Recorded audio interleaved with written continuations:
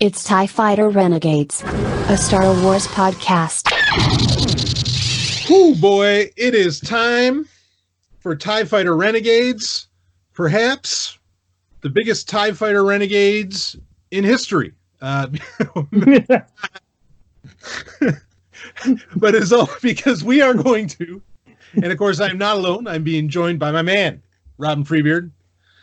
And we're gonna, this whole episode, and I think this is just about all we're going to do, is we are going to break down, because he and I both saw opening night, Rise of Skywalker, Star Wars Episode 9. It is the end of the saga. It's all over, folks. I mean, there's just going to be no.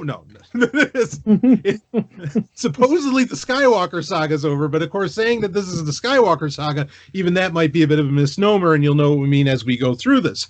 I do want to let out right at the onset, this is going to be spoiler filled. I'll put it in the show notes or in the title of the episode. Spoiler.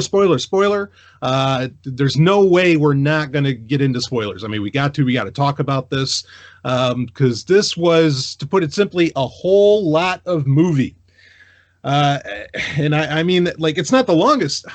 What is Rob, is Last Jedi, is that still the longest Star Wars movie at like 2.5 hours? You know, I was wondering that last night when I got out of the movie, but it did seem like this was close to that. Yeah, I think this is about 2:20, and yeah. I think Last Jedi still holds that record. I couldn't tell because we had, I don't know, approximately 45 minutes of trailers to get through before the movie even started, and that's not much of an exaggeration. Ellen and I went and saw it, and I got there like a half hour early, expecting we got there a half hour early expecting craziness. There wasn't a whole lot of craziness. Couple people dressed up. I'm actually curious about your theater experience, Rob, as well. But then, clock strikes 6, and I know we were there for at least another half hour worth of trailers. That to me is insane. But when you got what is going to be, or certainly whether the movie's good or not, and we're going to get into that, when you have what is clearly going to be one of the biggest movies of the year, certainly money-wise, no matter what this thing's going to do money, even though I've heard that in China it is opening up very lackluster and is actually the weakest of the entire saga as far as opening in China. You're going to have everybody wants to fucking advertise in front of this thing. Yeah, so historically, the Star Wars movies haven't done really well in China, though, have they?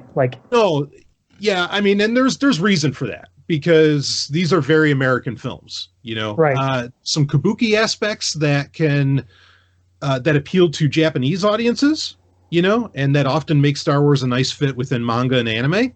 But by and large, yeah, I mean, these are very, very, very, very Western movies and playing off of very Western themes. Right. But from what I understand, too, is that back in the day, back in the 70s, there was basically a Japanese manga that was a ripoff of Star Wars that actually came out before the Japanese actually got Star Wars. And was that a what is it, League of Galactic Heroes? Is that? Yeah, I think so. Yeah, that's a great series. But anyway, go ahead. But to them, that's the real Star Wars. Whereas Star Wars, for some reason feel Star Wars is the ripoff. Right. Yeah. Is that Yoshiki Tanaka? Anyway, that doesn't matter. We're here to talk Rise of Skywalker. Right. We can get on all that kind of history stuff later on. But it's not League. I think it's Legend of Galactic Heroes that it actually translates to. They've been doing English translations of those for a while, the novelizations of them. Anyway, we're here to talk about Rise of Skywalker. Rob, I mean, what was the theater like when you went? I mean, you're out there in California. This is Hollywood Central in a very real way. I mean, how was it? I mean, well, for one, I didn't actually end up getting the tickets that I wanted because there was some sort of mess up when I bought my tickets, when they went on sale like a month or two ago. Oh, they messed up when they were selling them. So yeah. Yeah. So I thought I was, buying tickets for the Century Theater here in Orange County, and ended up actually getting a ticket for a theater in San Jose. Oh, Jesus. Wow. All right. So I had to do like a close to last minute theater change. and thankfully got they just built a theater in the town that I live here, and thankfully I was to get a ticket there. But I unfortunately I kind of live in Dude Broville, and that's mostly who were there was like boomers and dude bros. Yeah. So there was not a lot of cosplay. No cosplay at all. Wow. Yeah. So when I went to go see Solo, I felt like there was a lot of, and I'm in New Hampshire, where, like culturally inept New Hampshire. And like none of that stuff really goes on, but I saw some cosplay. I remember at Solo, and some at Last Jedi. It was nuts at Force Awakens, but this is definitely the most subdued Star Wars crowd I had seen since maybe when I saw Clone Wars in 2005 in theaters. Yeah. Which that was actually almost an empty theater, which is a fucking insult. But I might mention that movie a little bit later on. So anyway, so not for neither of us, not really an exciting theater experience. We're certainly not getting the lines around the around the building for episode 1 or anything. No, we had a little bit of clapping when the Lucasfilm logo came up, and then some clapping at the end of the movie, and that was about it. And that's kind of tame for Star Wars, in my opinion. Right. Yeah, might speak to the quality of the movie too, or no. Well, like I awkward definitely claps. Yeah, I definitely feel. I'm speaking for myself personally, but maybe other people feel this way too. My expectations were low going in. Sure, and I wonder if that was like a common thing. Yeah, I think it might have been. I guess I want to put in that at the time, it was taking up a lot of headspace for me. Like, okay, what is this movie going to do? Like it's been bugging me.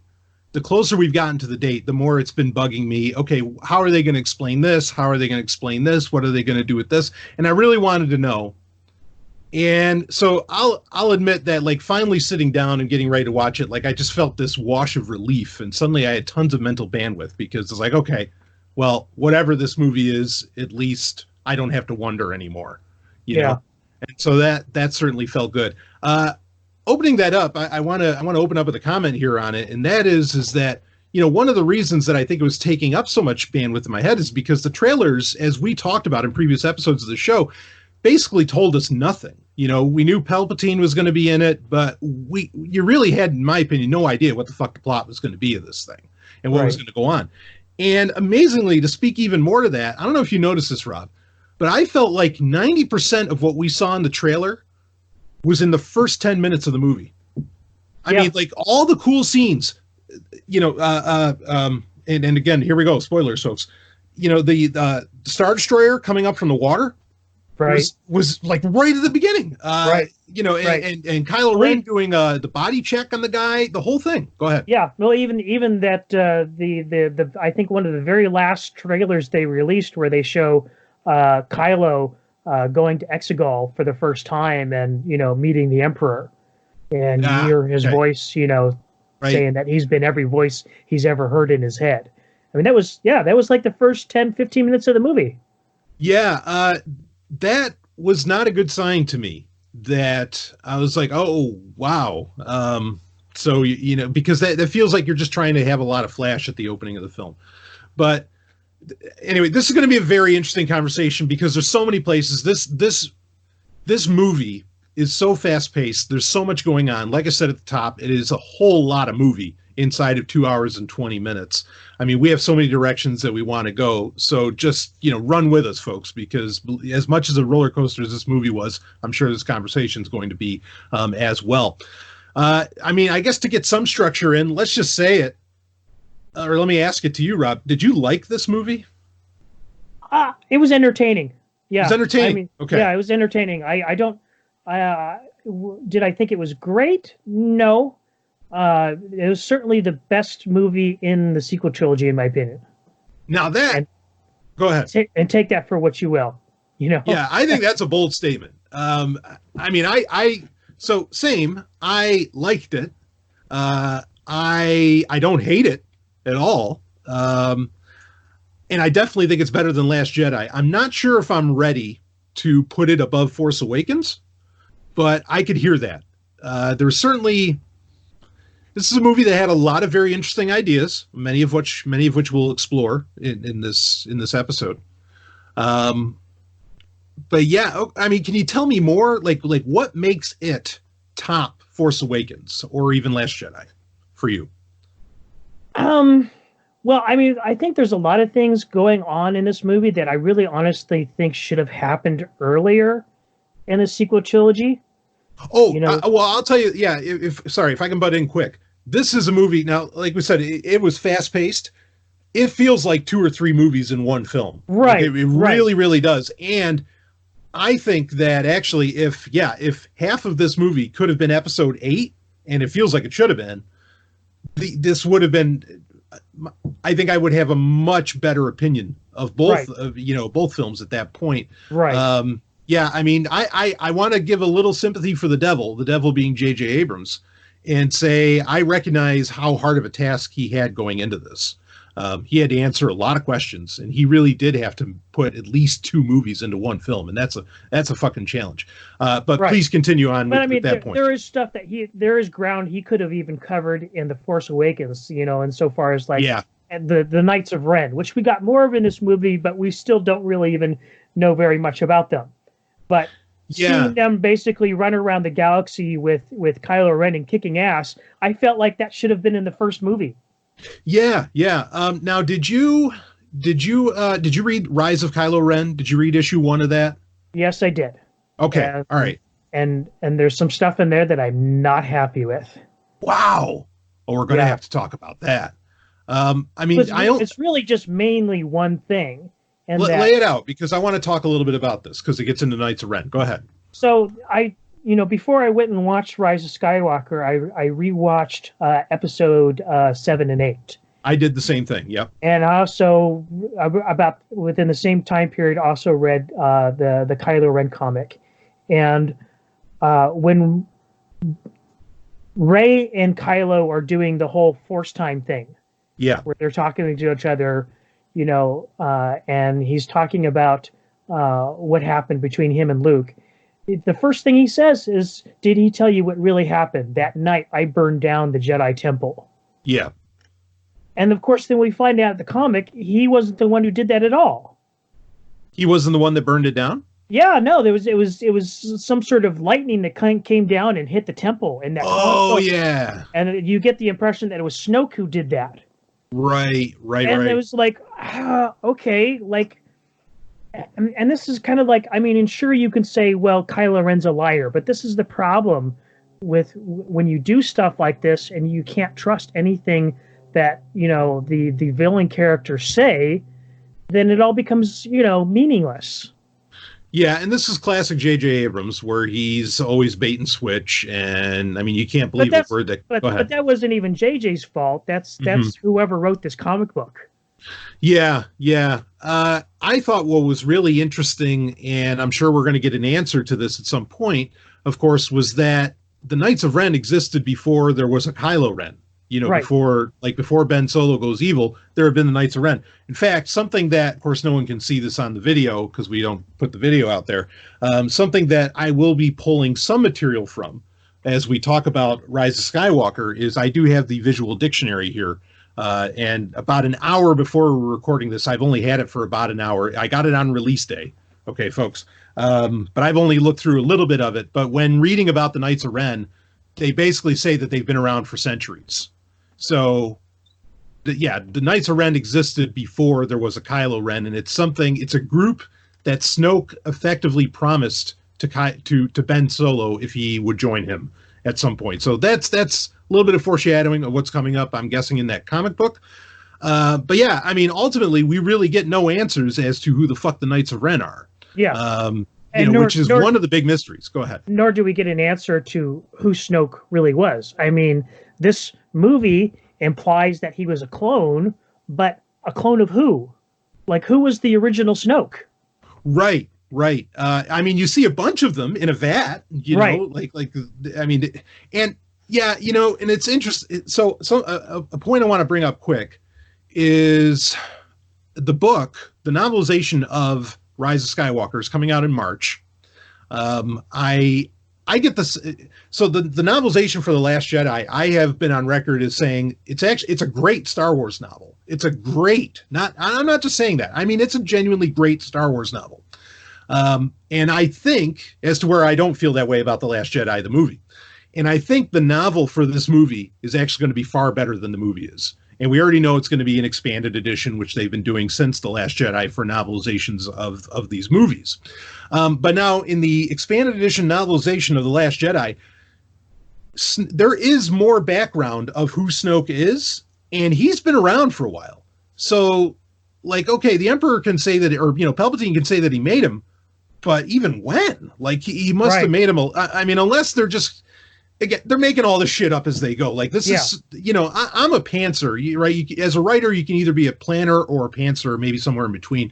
But, either you plan it all out ahead of time in a big outline, or you're a pantser, as in you're flying by the seat of your pants. And you write it as you go. I am a pantser, but I certainly have far more forethought than whatever the fuck these guys, Disney was doing here with this. Well, I mean, go ahead. I think, in my opinion, George was both. Because he wrote, treatments for the entire saga, like way back, like even so I think going back to like 68 or something. Yeah. When he started writing all this stuff out. But then he would change it as he went along. So he kind of did a bit of both. Yeah, you can be in between, but go ahead. Yeah. Right. And we were talking about this earlier, and I really feel like this is where I really feel George's absence in the sequel trilogy is that, say what you will about his dialogue, George, when it came to story structure, did a phenomenal job with all of the movies, including the prequels. Yes. Whereas the structure of these movies is just a hot mess. Yeah. The movie is entirely, but certainly, but I mean, I'll definitely say, like, episode 9, particularly, feels so scatterbrained. Yeah, you get no chance to breathe. I mean, it is it is a compilation of moments. It's not a movie. It's a compilation of moments that occur after each other. Some of these moments are awesome. Some of the things happening in these moments are amazing. But because there's no narrative whole, WHOLE. Yeah, it feels like a fucking mess, and it has the timing's horrible. Like, I mean, there's no chance to breathe. Go ahead. It basically reminds me of, stories that you would come up with when you were a kid and you were playing with the toys. Right. And I almost feel that JJ maybe took a couple of, 5-year-olds and locked them in a room with a two-way mirror with a bunch of Star Wars toys and just said to whoever's watching, just write down whatever they say. And we're going to put that in the movie. Well, and I'm not saying that to disparage it, because they came up with some cool ideas, but it's just so all over the place, and it's just a mess. Yeah, I mean, I don't know what that says about Rian Johnson, but I mean, I can imagine a couple of 5-year-olds doing better writing than, oh boy. Anyway, yeah, no, I hear that. I mean, when I was watching this, and I said this to you earlier off air, the movie that instantly came to mind for me was Mortal Kombat Annihilation. Yes. And because that is, I mean, it's almost the perfect allegory, or I don't know, comparison, because that is a movie that is coming hot off of the heels, which the first Mortal Kombat movie was awesome. It was phenomenal. And again, another very narratively tight, well-structured movie. Yes. Yeah, exactly. And Annihilation, in fact, it's funny. I just learned this recently, and I agree with this. I mean, there's kind of an odd, there's an irony here, and that is the guy that actually commissioned both Mortal Kombat and Mortal Kombat Annihilation. He was kind of an underling for James Cameron with Terminator 2. He saw the game Mortal Kombat, and he says, this is the greatest thing. He says, this is Star Wars meets Enter the Dragon. And when I heard that, I was like, wow, that's spot on. Like, that's exactly what Mortal Kombat is. It's Star Wars meets Enter the Dragon. But anyway, they had the wild success of the first Mortal Kombat movie, and then they had the sequel, which got really rushed into production and everything, which I feel very much happened with Episode 9 as well. Yeah. I mean, we know that they were editing it as they were filming the scenes, and you can feel that like a jackhammer when you actually go and see this movie. I even read that they were editing it up to the last minute just before they were printing the film.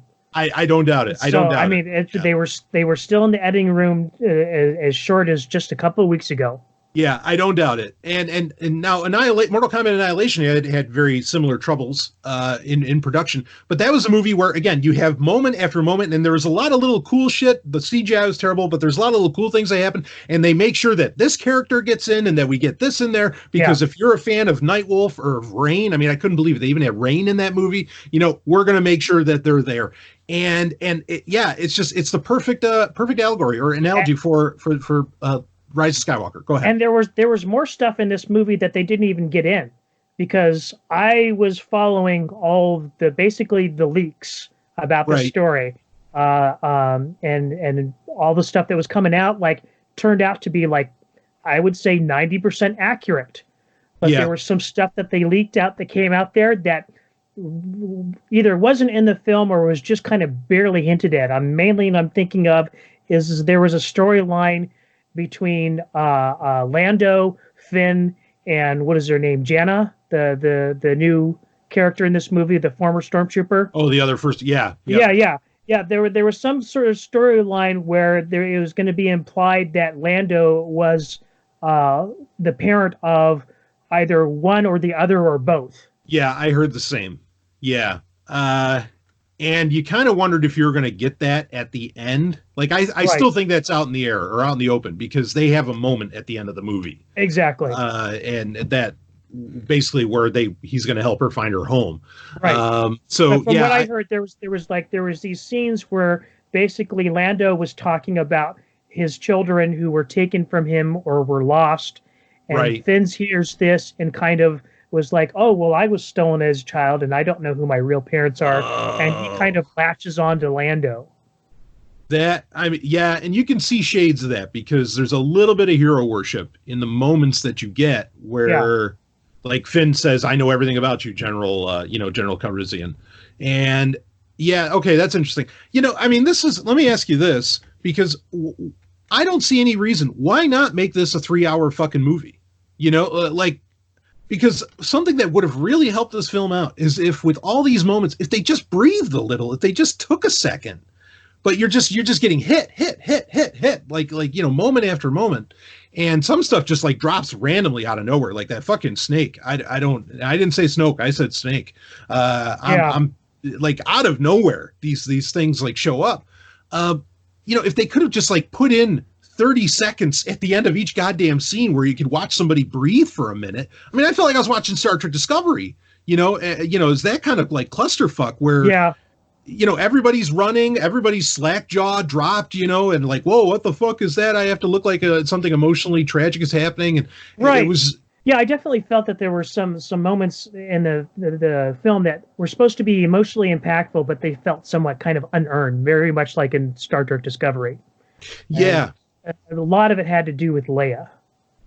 Yeah. Oh, all right. Let's talk about this.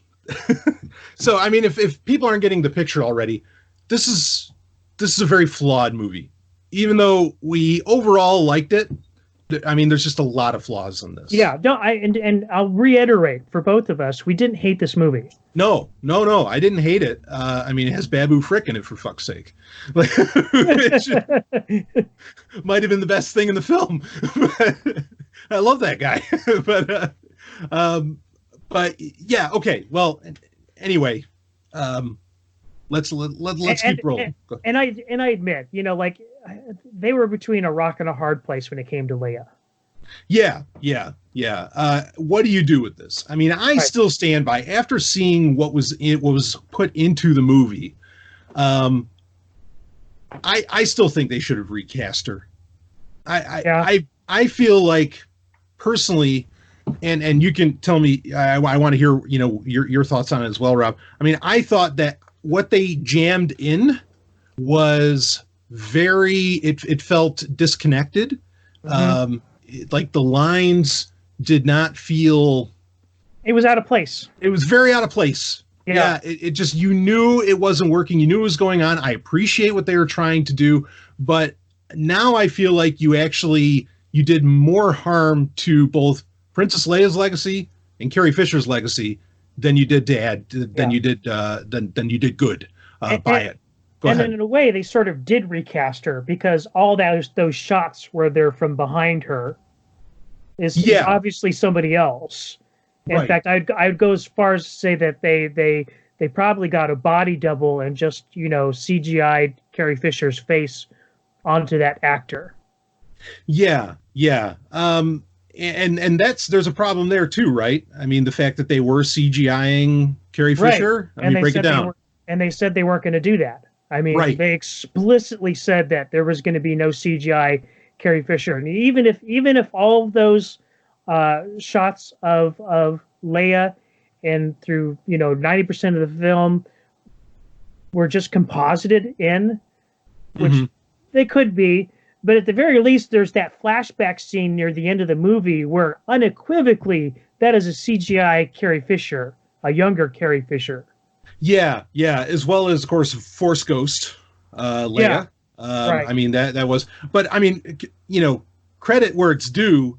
The flashback sequence with her and Luke, with Leia and Luke training, like that looked amazing. It did. That looked like a very young Mark Hamill, and a very young Carrie Fisher. I was absolutely that's.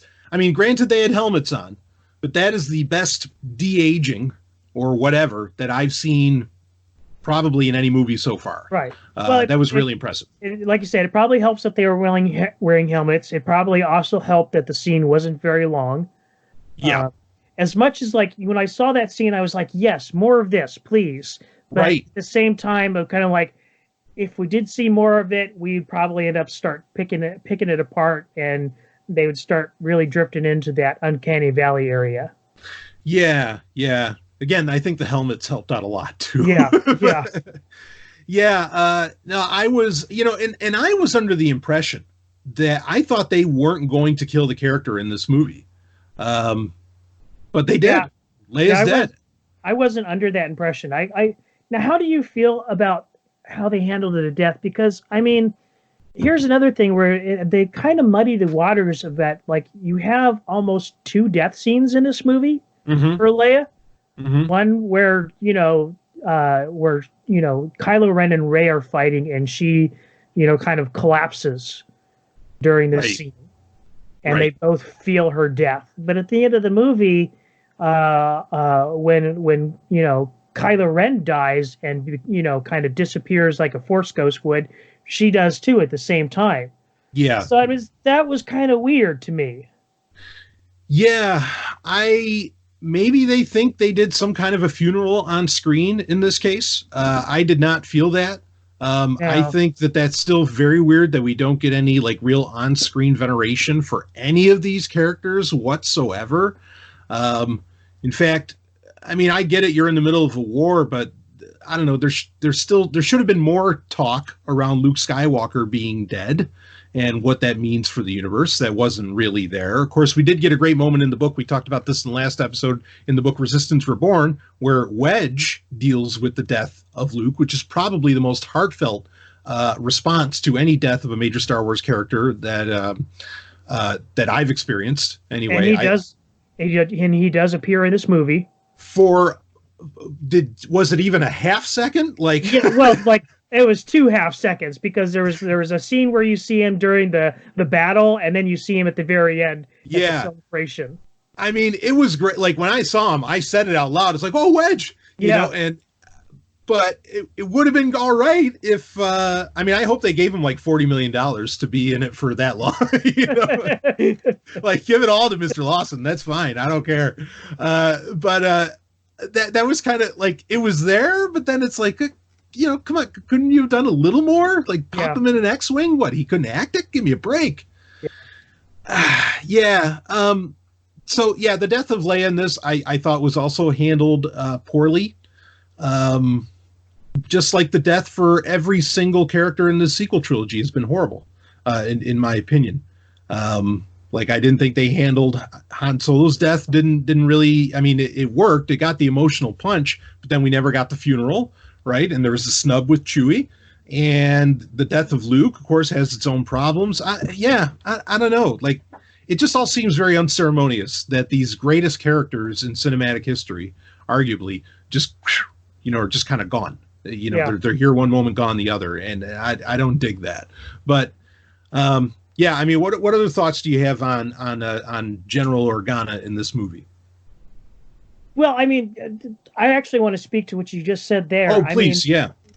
Really, I mean, I almost kind of would have preferred a sequel trilogy if rather than go the route they did. I would have preferred them to have a whole new generation and be it in a time period where all these characters were already dead, rather than to get the treatment that they did in these movies.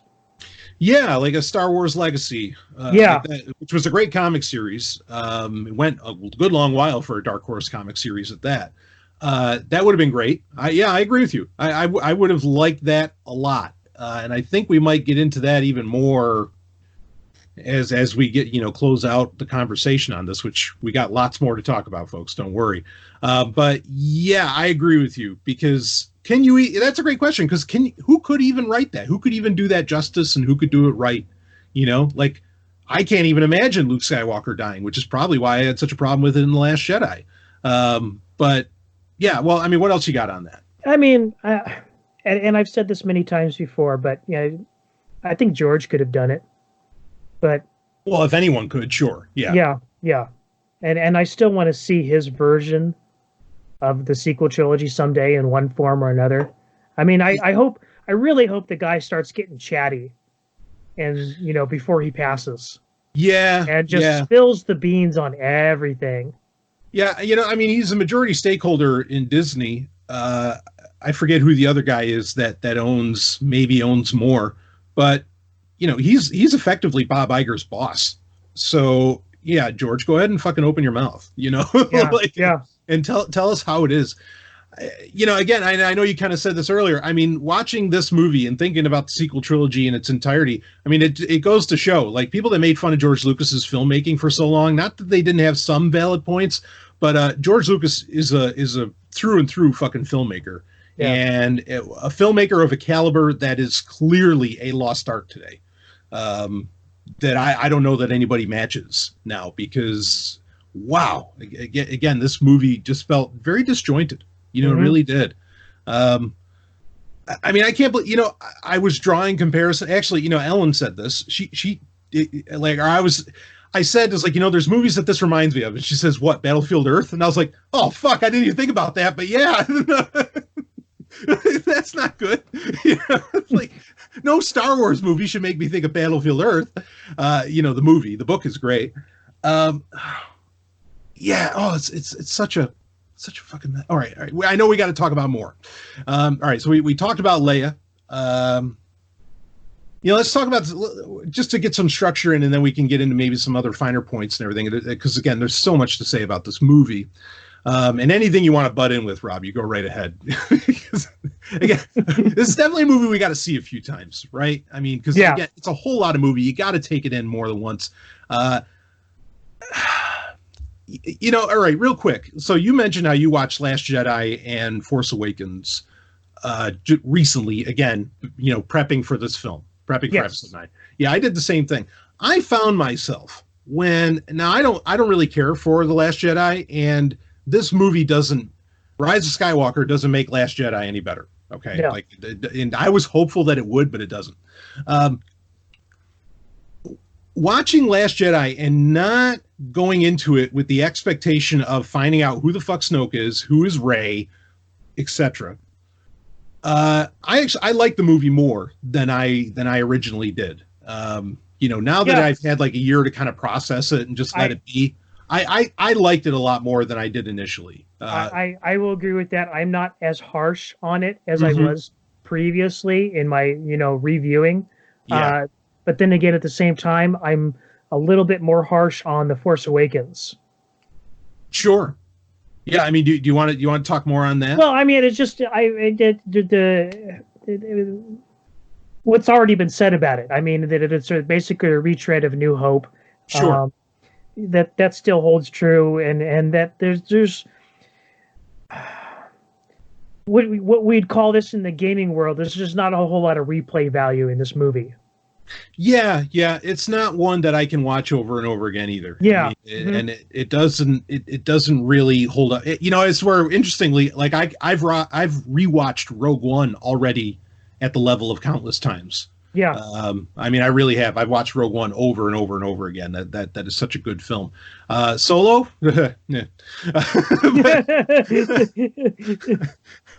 although Solo, to its credit, I think had a much better narrative structure than Rise of Skywalker did. Yeah, at least it was cohesive. It had, it knew what it was trying to do. Yeah, and it had moments where characters took a breather. Hell, they even took a shower. It was pretty, in that sense, it was better. I don't know that I would ever rank Solo better than Rise of Skywalker, but I'll give credit where it's due. All right, but let's talk about the soundtrack here. Let's talk about John Williams' work. Speaking of retread, I felt like this was, and not that it's a problem, because we're talking about some of the greatest cinematic theme songs, theme music in history. I felt like, there are a lot of notes that were almost completely reused from Empire, Return of the Jedi. Whole like sequences. Yeah. And how did you feel about the sound or the scoring, the soundtrack? I think it was very intentionally a trip to Nostalgia Town. Yeah. And the Ray's theme didn't appear much, did it? I didn't think the only place I noticed it was at the very last scene. Right. Which is a good theme. Like, it grew on me over the years. Yeah. I do like it. So it's not like, and they did use like Kylo Ren's theme or the First Order theme that got plenty of use at the very opening of the film. Serviceable soundtrack. Is that what you would say? This isn't one of John Williams' best. It was serviceable. It's definitely not John Williams' best. But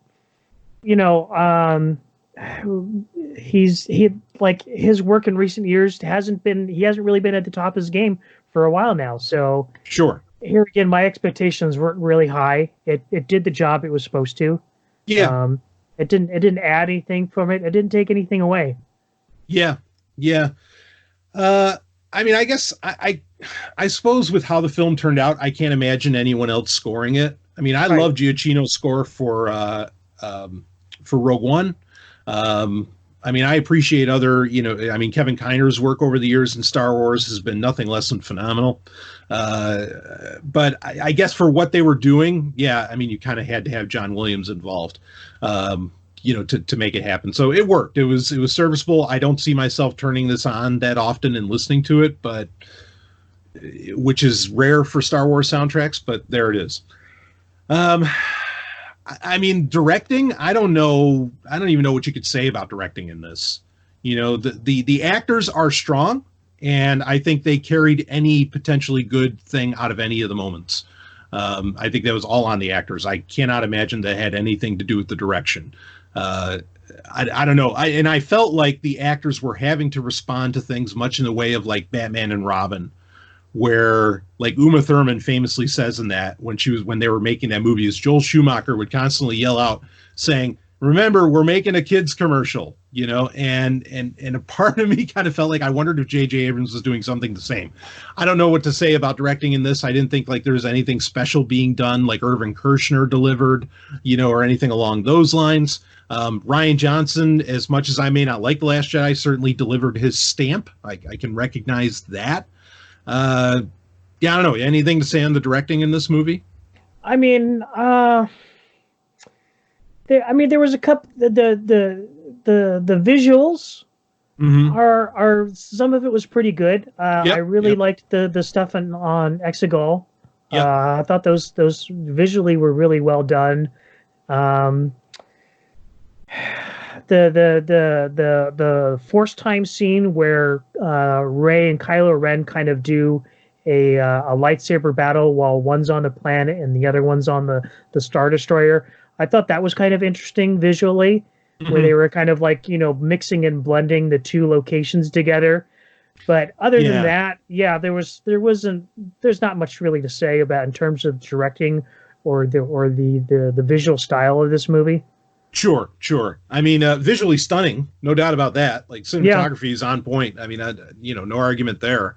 It's in that respect, just raw visuals. It's a gorgeous, flawless film as far as visuals go. I mean, acting, I don't think anybody delivered a weak performance. I thought it was all there. Go ahead. How did you feel about Palpatine? Well, I mean, admittedly, Ian McDiarmid, who reprised his classic role, there was points where he sounded weird. Yeah, I mean, tell me if you feel differently, but there were times I just kind of felt like he was dialing it in. Yeah, no, I'll agree with that. I'll agree with that. Thinking about it, when we first get him in the opening of the film, and that's kind of where I want to go next. But yeah, I don't know. There was something. Yeah, I didn't think it was that evil. Part of that, though, I think might be because he had the white over his eyes, like he didn't have eyes effectively through most of the film until the end. As soon as his eyes filled in at the end, for, in my opinion, completely inexplicable reasons that just kind of happened and we're supposed to know what the fuck it meant. But, as soon as those came in, then I felt like, oh, there's Palpatine, right. and he starts really getting into it. I don't know. I'll agree with that. There was something missing there. There was something that felt just a little off, that he didn't seem as sinister or powerful. Yeah. Right. Okay, so something off there. Go ahead. I mean, well, in some ways he seems way more powerful than he ever has before. Mm-hmm. I mean, you get to the end of the movie and it's like they dialed him up to 11. Oh, the end, yeah. But like I said, that really, once he gets his eyes, then it's like, oh, okay, we're on. Yeah. Right. Yeah. I mean, and of course we talked about, that Carrie Fisher. I mean, it's no knock on the genuinely great Carrie Fisher. Yeah. I mean, how it got put into this was a little rough, but go ahead. Yeah, well, I mean, it's not like they could, force a performance out of used footage, Right, exactly. Yeah, I still think, I mean, tell me if I'm wrong, I still think they should have put in somebody else. They should have put in, had another actress come in. I recommended Kate Mulgrew.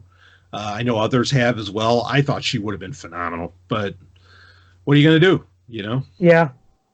Yeah. How about Billy D. Williams' performance? What did you think there?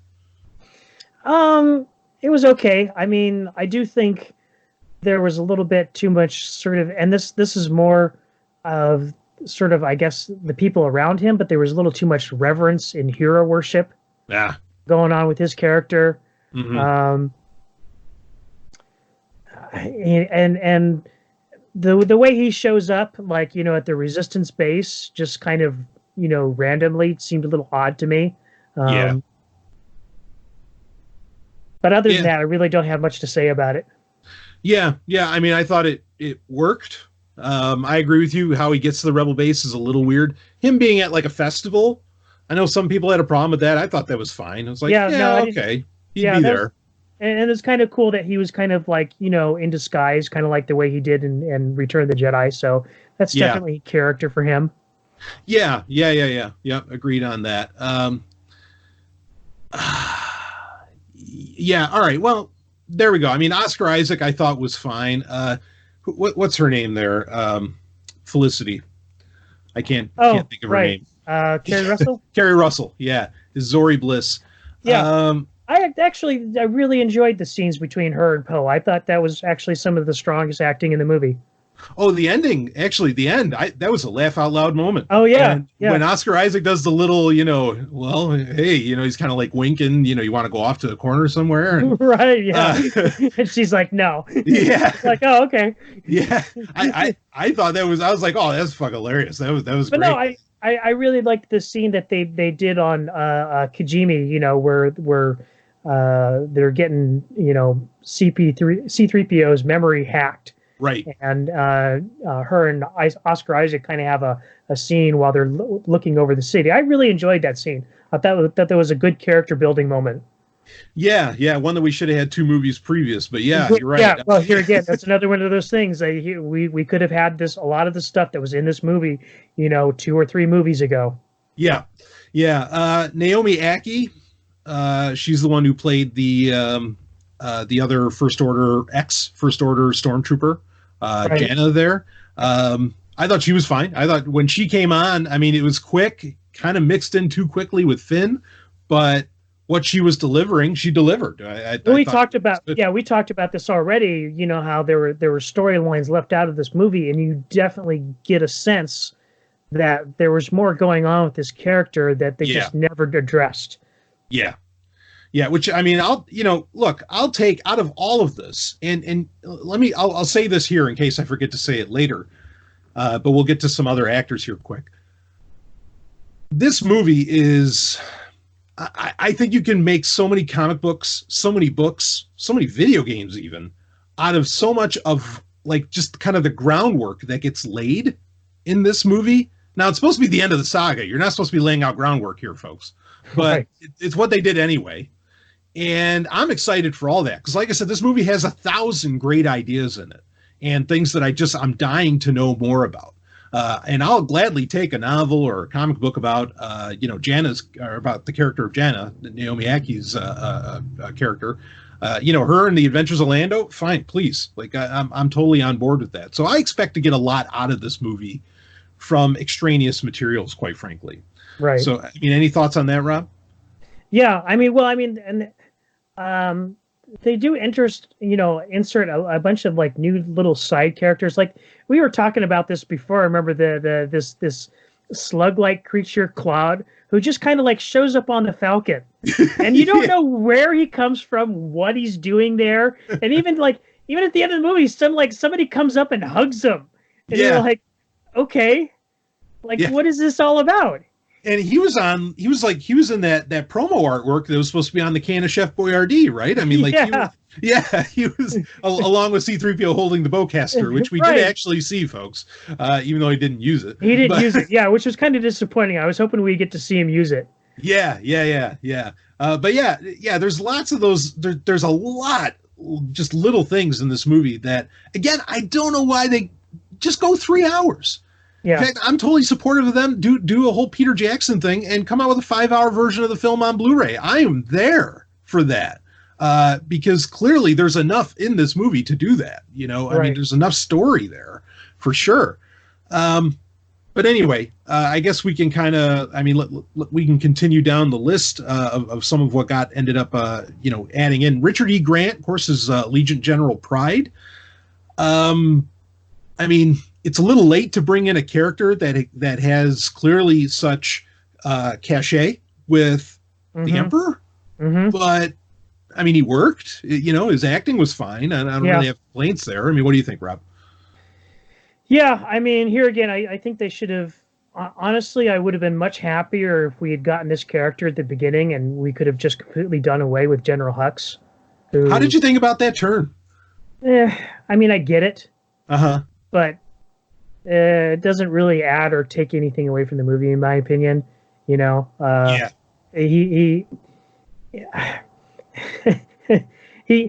he got a very deserving death. That was basically worthy of the attention that he was worth. He just turns around and shoots the guy, and like, okay, that's it. That character's done. Yeah.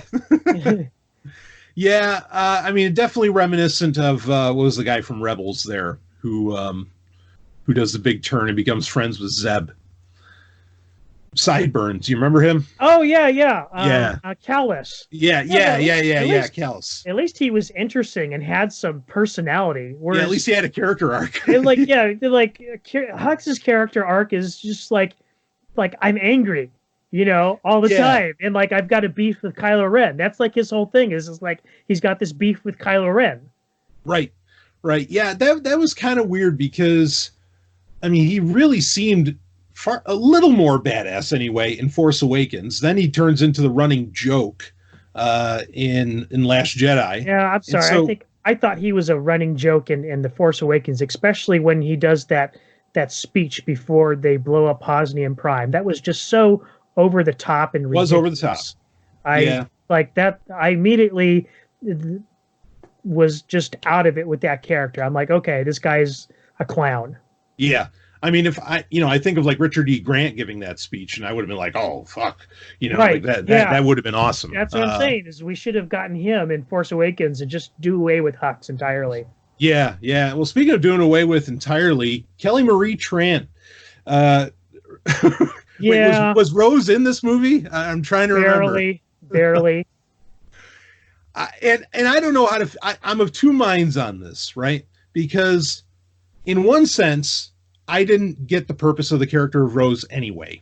Not so much. On the other hand, I think Kelly Marie Tran is a fine actress. I think she looks like a really great person, she seems to be a very great person. And the beating she took online was brutal after The Last Jedi. And, to whittle her character down, I think Disney should have doubled down on the character of Rose in this movie. And in fact, they did the exact opposite. And I feel like that's almost more of an insult to Kelly Marie Tran as a person. Yeah. That's my thought on it. I agree with that. I mean, in a lot of ways, this movie kind of reads as Disney basically trying to fill a list of demands from, the noisiest of Star Wars fans. Yeah. And that's one of them, Yep. No, I don't disagree. I mean, the script certainly feels like if it wasn't 2 5-year-olds, it was written by people on Reddit. I'm guessing, but it's.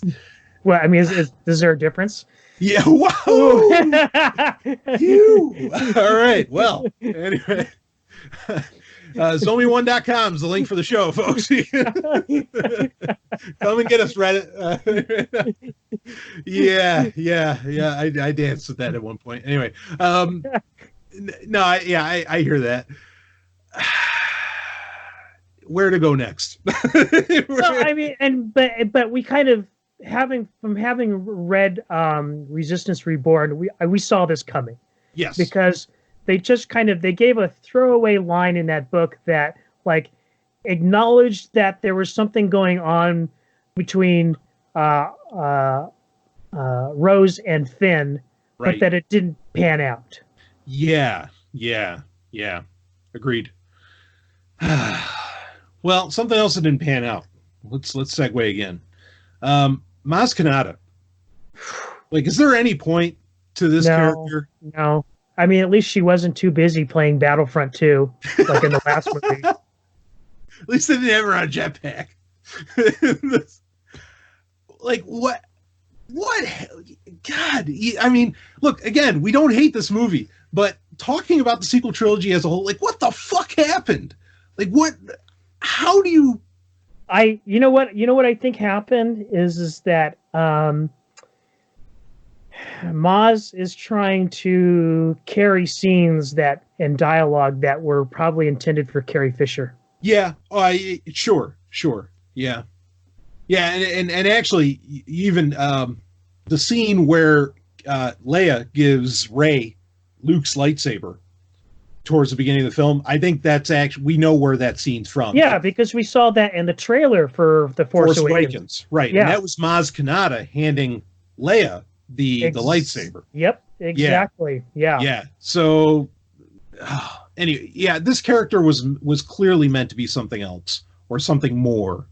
And wow, like nothing. I mean, the best thing we got out of that the best thing we've gotten out of her, in my opinion, was her appearance in Force Collector, in the novel Force Collector. Right. that we reviewed last month. Go ahead. And her giving Luke's medal to Chewie was a nice nod to that book. Yes. Yeah, and a nice nod to I've heard people complain about the scene at the end where she gives Chewie the medal. I thought I was like, you know what? Good for you. Like, I mean, clearly, yes, it is JJ literally trying to solve every single problem in Star Wars, right? But I thought it was fine. Like, it was fun. I mean, I got it. Yeah. Well, it was no, I thought it was a nice touch because, I mean, of the original crew, Chewie's pretty much the only one left. Yeah. And who should, get basically their heirlooms and stuff, give it to Chewie. Yeah, absolutely. Yeah, I thought that was fine. And I did like the nod to Force Collector, which makes me ask the question. Let's get to this. I do have thoughts on this. We know, as we talked about last month, we in the book Force Collector, was it Kevin Shinnick? Was that the author? Mm-hmm. He said that he had to change something in Force Collector because it was too close to something that happened in Rise of Skywalker. Right. Do you have any? What do you think that was? Do you have any thoughts? I've been mulling this over for all morning long because that's when I first thought about it again. Yeah. And I'm at this point nowhere close to an answer, just because, as we keep reiterating, this movie is so all over the place. There's so much going on. I mean, take your pick. It could have been any number of dozen different things. Right. I think and it's in that when I saw this movie, there were a lot of weird times where I knew what was going to happen and I should not have known. There's no reason that I really should have known what was going to happen, which is kind of Force Collector in itself, but I'm not going there because I don't believe that kind of shit. But one example, I knew that Rey was gonna shoot lightning at that ship. Like I said it to Ellen. It'd be amazing if she shot lightning out of her hand right there, and bam, she did. I mean, and that was such a random fucking thing to happen. But I'm still kind of weirded out that I knew that was going to happen. But anyway, regardless, when Rey at the very end of the movie, when she's at the Lars homestead, back on Tatooine, and she buries the lightsabers. I think it's something that. I think it's that. I think maybe the book wanted to go to or maybe Shinnick was going to go to Tatooine and was going to find a lightsaber there of some kind. Okay. That's because it's too easy a thing for him to. I mean, it makes sense for that character in Force Collector to go to Tatooine and to go to the Lars homestead, and he already has visions of Tatooine, so he knows what it is because he had visions about the Sand People, the Tusken Raiders. And so I think, that's what I think. It was something there. But I mean, certainly Rey has Force visions, like she hears voices and everything from objects she touches over and over again in that film. Yeah. So also a nice nod to that book. Go ahead. Here's another theory. When I was reading Force Collector, and they have that scene where the main character is delivering a package to Maz Kanata. Mm-hmm. I got the feeling when I was reading that he was delivering something other than C-3PO's arm. And maybe it was like something like Leia's lightsaber. Oh, yeah. I'll tell you, I love seeing Leia's lightsaber. By the way, that was cool. Yeah, that was really slick. Like that, nice touch. Yeah, it was nice just knowing that she had one and that she built her own. Yeah. Correct me if I'm wrong. And was it Planet of Twilight the book where she finally, like in the old expanded universe, when she finally went, did the Jedi business, and like we finally got her with a lightsaber, and I think her lightsaber was yellow. In that, I'd have to look on that again. I don't recall. The first time I remember seeing Leia with a lightsaber was Dark Empire. Yes, right. That is technically, and we're going to talk about that. We're going to talk about that. Well, let's do it. All right. Well, real quick before, let's get into that because, this is something people who follow me on Twitter at Sovryn Tech. This morning, first thing I tweeted out this morning, even though I was saying it last night. But first thing I tweeted out, I said, is that Disney owes Tom Veitch a big, big paycheck. And we're going to get into that. But I want to talk about where the hell did Rey's lightsaber come from? Do you have anything on that? The idea of a yellow-bladed lightsaber is not new in Star Wars. It points all the way back to the original Luke Skywalker action figure. Plo Koon had a yellow lightsaber. Did he have a yellow lightsaber in Clone Wars? I don't recall, but you also had the character of Yoon from Dark Forces 2 Jedi Knight. Oh, yeah, right. He had a yellow one. Yep. Yeah, let's see. Or maybe they technically call it orange. Oh no, looks like maybe it was blue in Clone Wars with Plo Koon. Let me see. I think the only person that had a different colored lightsaber in the prequel was of Mace. course Mace Windu. Yeah. The thing that confuses me is we had that recent book, Master and Apprentice, where they go into this whole thing about these basically false kyber crystals. Right. And those create a yellow blade. Or it was either orange or yellow, but it was an orangish yellow blade.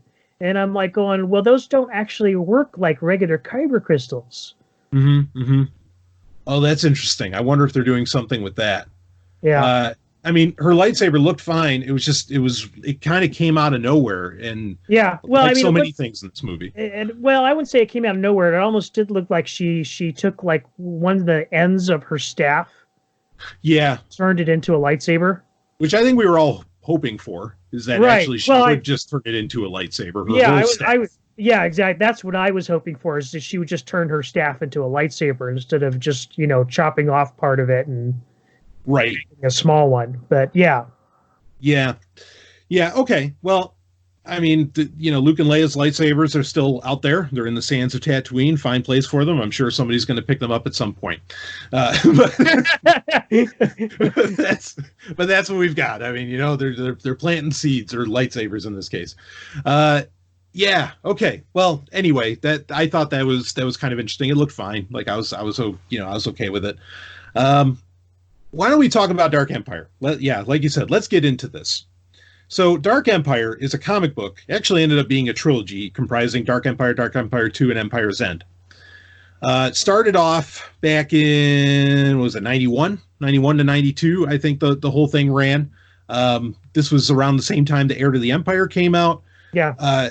Both the Thrawn trilogy and Dark Empire are considered two of, if not the best Star Wars stories ever written out of the old expanded universe.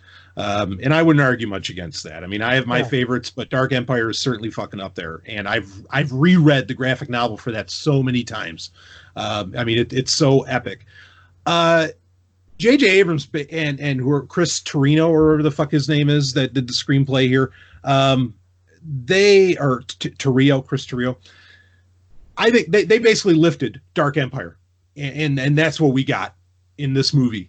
And so many of the notes are almost exactly the same, even to the point of and I totally recommend, even though it's not canon anymore, go read Dark Empire, because you're in for a great time if you've never read it. The way that the rebellion is, or in the movie it's the Resistance, of course, but in the comic the rebellion is kind of like hiding off. They've really taken a beating. Because of what happened with Thrawn, and so on. And they are like at a very low point as far as the amount of numbers, the amount of people that are actually in the rebellion. Right. Which is exactly what we got with the Resistance in Rise of Skywalker. Luke wants to go, he basically goes to join the Emperor because he thinks he can defeat the dark side by exploring it with the Emperor. The planet of Exegol, which is the Sith homeworld, more or less, that we find out that we never knew about before, but now it's a thing, which is fine. In Rise of Skywalker, is effectively this from Dark Empire. And in Dark Empire, like, you find out the Emperor is still alive because he can transfer himself to clones. So very reminiscent of perhaps what he was kind of doing with Snoke. He has these wildly powerful, massive Star Destroyers, this huge fleet. Right. In this inner core world near Coruscant called Biss. I mean, it's almost... Go ahead. And the Star Destroyers have Death Star tech. Yeah, which is exactly what the Eclipse class Star Destroyers had in Dark Empire. Yeah. Right. Yeah, I mean, it's crazy how much it is. And in fact, even the idea that the Emperor was playing with... Because eventually the Emperor kind of tries to manipulate Leia into joining him. Right. In Dark Empire. And so, like, that dichotomy between... is Kylo actually going to inherit what the Emperor has, or is it going to be Rey? Or, I mean, it played very much into exactly what was in Dark Empire, just with, in this case, a much younger Luke and Leia. There were just a ton of things in this, the whole thing really felt like Dark Empire, and they just lifted it right up. And Tom Veitch was the writer of Dark Empire. It's a brilliant piece of comic book writing and great Star Wars storytelling. I feel like they lifted the whole thing, and they should give, at the very least, give Tom Veitch a co-writing credit at this stage, because he came up with all this. Right. You know, the idea of the Emperor still being alive, all that was all him. That was not George Lucas. In fact, I think we're pretty sure George Lucas had Palpatine dead. Yes, he explicitly, like, Ian McDermott actually explicitly asked him, so is the Emperor dead at the end of the Return of the Jedi? And he says, yeah, he's dead for sure. Right. So Tom Veitch is the guy who gave credibility to the idea that the Emperor is still alive. Right. And unfortunately, Rise of Skywalker did not land as well, in my opinion, as Dark Empire did. Overall, not even close, because that is, talk about tight narrative. I mean, when you read it, you'll see what I mean. And it's like, it's very emotional. It really works on a lot of levels. Rob, what thoughts do you have on this? Yeah, I don't really have a problem with them, lifting large portions of Dark Empire just because it was such a great comic. I do think that, like, the first Dark Empire, comic series is still my favorite. I think it got a little weak at the end with Empire's End, which was, I think it was only like 2 issues, wasn't it? Yes. Yeah. Empire's End was very short. Yeah. So, overall, like, I have very fond memories of that series, so I don't have a problem with them, basically lifting it whole cloth. They could pick worse source material than that. Yeah. But as to whether or not that story kind of fits in with the Skywalker saga after the prequels, because understand, Dark Empire was written long before we got any of the prequels, before it was even, those movies were even being talked about being made. Right. And to me, like, it kind of, like, bringing the Emperor back, as much as I like Palpatine, it kind of muddies the waters with the whole prophecy of the Chosen One and Anakin's destiny, and it kind of really cheapens the sacrifice that that Anakin took at the end of the Return of Jedi and the redemption, that he was supposed to bring, and did bring, balance to the Force by killing Palpatine, but he didn't really. So then he didn't really bring balance to the Force, and therefore he kind of isn't the Chosen One. Yeah. So, that gives credibility, I guess, to reusing that great storyline, but putting in characters where it can make sense. Right? Because, the Chosen One prophecy doesn't really have to do anything with... Well, but then, wait, does that still create a problem? Because if killing off the Emperor is supposed to be what the Chosen One did, then he didn't really do that. He still hasn't done that. That's what I'm. Yeah, that's what you're saying. That's what I'm saying. Yeah, that's the problem. This is that the prophecy of the Chosen One is kind of moot and pointless. And they even say, Luke says in this movie, yeah, there was balance for a time, but it didn't last. It did. It really didn't. Seal the deal, as you will. Yeah, see, now Disney has really muddied the waters, and to some degree I haven't minded it, but they have really muddied the waters over that prophecy, to the point of explicitly having authors write in their comics and in their books in the new canon that, we might be misinterpreting this whole thing. We might have this wrong.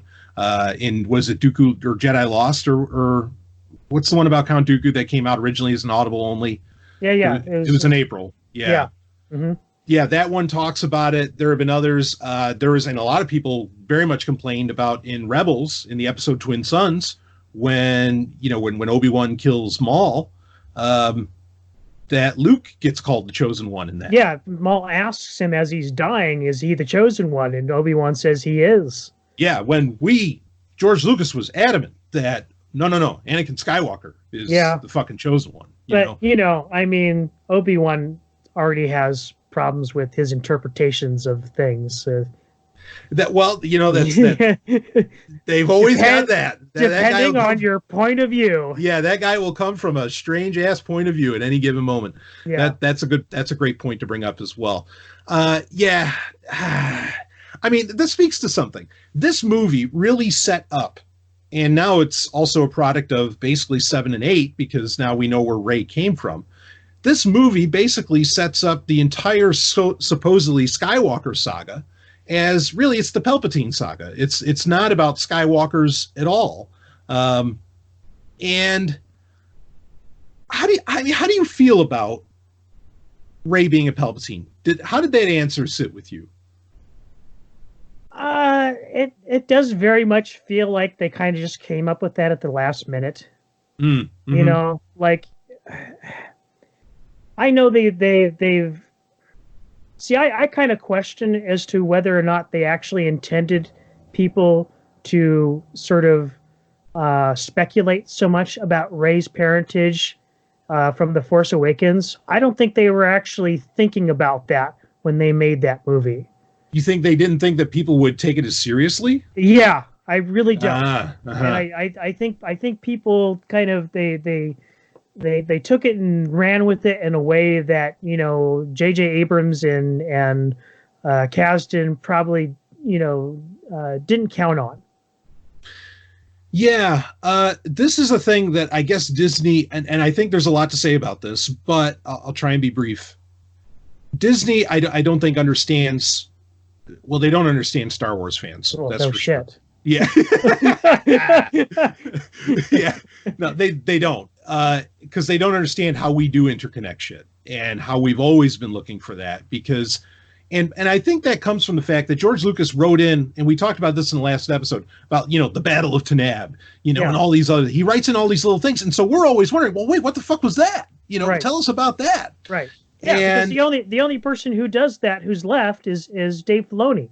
Right. And that's because he studied literally at the feet of the master. Yes, exactly. And The Mandalorian, folks, in case you're wondering, we're not going to get to any episodes of that this month, but it's still doing great, in my opinion. I imagine you share that, Rob. Yes. Yeah. So I don't think they understand how seriously like Star Wars fans take this stuff, and they deep dive on this shit. And maybe that's why they thought they could get away with, okay, well, we can have different people write these movies. It doesn't have to be a unified vision. Nobody really cares. Right. Because with Marvel and comic books in general, you know, you can just make it up as you go. Nobody cares about continuity because there's so goddamn much. You know, that's a really good point, because something occurred to me the other day, and I remember when they were making The Force Awakens, and there was this interview where they sat down and talked to both J.J. Abrams and Kathleen Kennedy, and basically their talks with coming up with the story for The Force Awakens is they started out with a single question: who is Luke Skywalker? And I'm thinking now at this point, did they ever answer that question in this entire sequel trilogy? Do we really know Luke Skywalker any more than we did at the end of the Return of the Jedi? Yeah, no, I mean, he really hasn't. I mean, he went a direction we didn't expect, but we don't really have much more in character development. In fact, even Yoda says he's still the same guy. Yeah, well, I mean, like he basically, you know, they here again, they're trying to clean up Rian Johnson's mess in this movie, where, like, you know, Rey goes back to Octo and says, "I'm just going to do what you did and just, you know, stay here and cut myself on from the Force." And, you know, not only does Luke save his lightsaber from being thrown into the fire, but he says to her, you know, "I was wrong to do that." Right. Yeah. Well, that was a hell of a jab. Where he basically says you should never treat a Jedi's weapon that way. Right.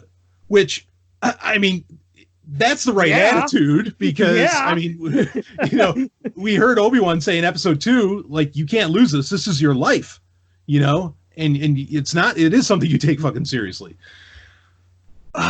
Yeah. No, I hear you on that.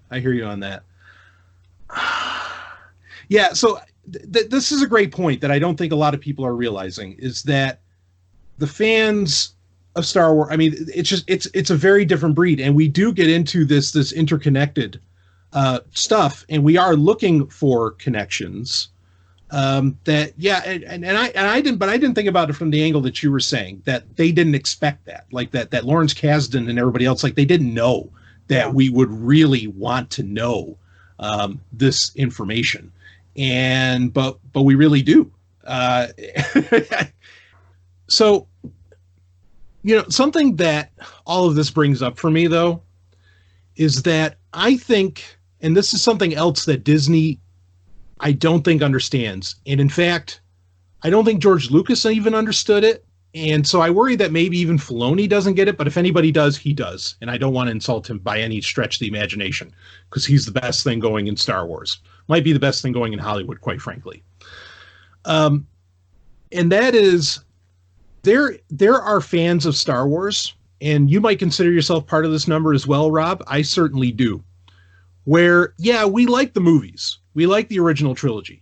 In fact, we don't just like them. We fucking love them. And if aliens came down and asked us for, hey, what's the best thing you guys ever did? We'd probably hand that over. But there are fans who I think grew up with Star Wars outside of the films, as in they grew up during the dark times. Right. They grew up when the PC games like TIE Fighter were huge. Mm-hmm. Mm-hmm. They grew up when, Dark Empire, like we mentioned, was the big deal. West End games. Yep. Yeah, the West End RPG and all this. And the West End RPG, this idea of everything being connected somehow, that's totally West End. I mean, they started that. Yeah. They literally like when Timothy Zahn, and they might have done the same with Tom Veach, I don't know, but I know they explicitly did with this with Timothy Zahn, when like Zahn was like, I need some sort of, source material for basically, describing the Star Wars universe. They handed him the West End books and all the technical stuff in that. And that's how he filled all that in. Yeah, and he picked up the ball and ran with it, because those books are huge. I mean, those are genuinely massive novels. That trilogy is huge. And he delivered. I mean, Zahn delivered like no tomorrow.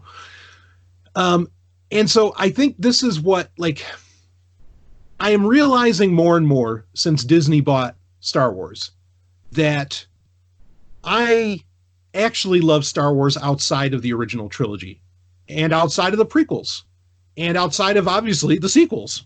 Like, I love Star Wars that was, even on a grander scale. And the only thing video-wise that I can watch that even compares to it is Clone Wars, as far as the level of detail, grand scale, and I mean grand scale, of that the Star Wars galaxy provides, that the novels, the comics, the video games all provided. Clone Wars is the only thing that gets close to that. And I'm realizing this, that my passion, the reason why I give such a shit about Star Wars and why it's such a big deal, and why other people who've watched the same movies and are just like, no, what's the whoop? Like that was good, but I don't get it, is because I fell in love with everything on the outside. And it wasn't until, actually, and I know you shared this on Twitter too, Rob, and a listener actually sent this in, and we're going to cover it probably next month. There's that great article by the guy who created the game TIE Fighter. Yeah. And in that, they were talking, and he said he had heard the story that they showed George Lucas the box art for the game TIE Fighter, and it said Imperial Navy. And George Lucas goes, the Imperials don't have a Navy? He's like, they don't have a Navy. He was like, what the fuck is this?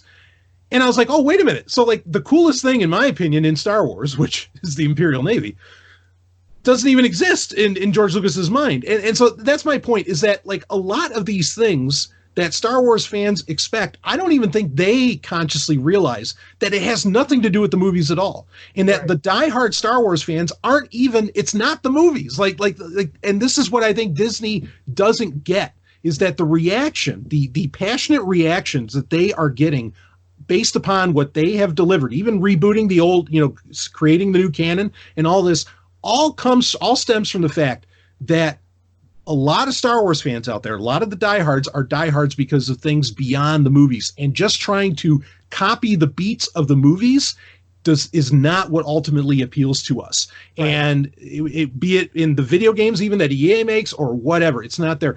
And I think this is a really huge point that drove home for me when seeing episode 9. I mean, how do you feel about this, Rob?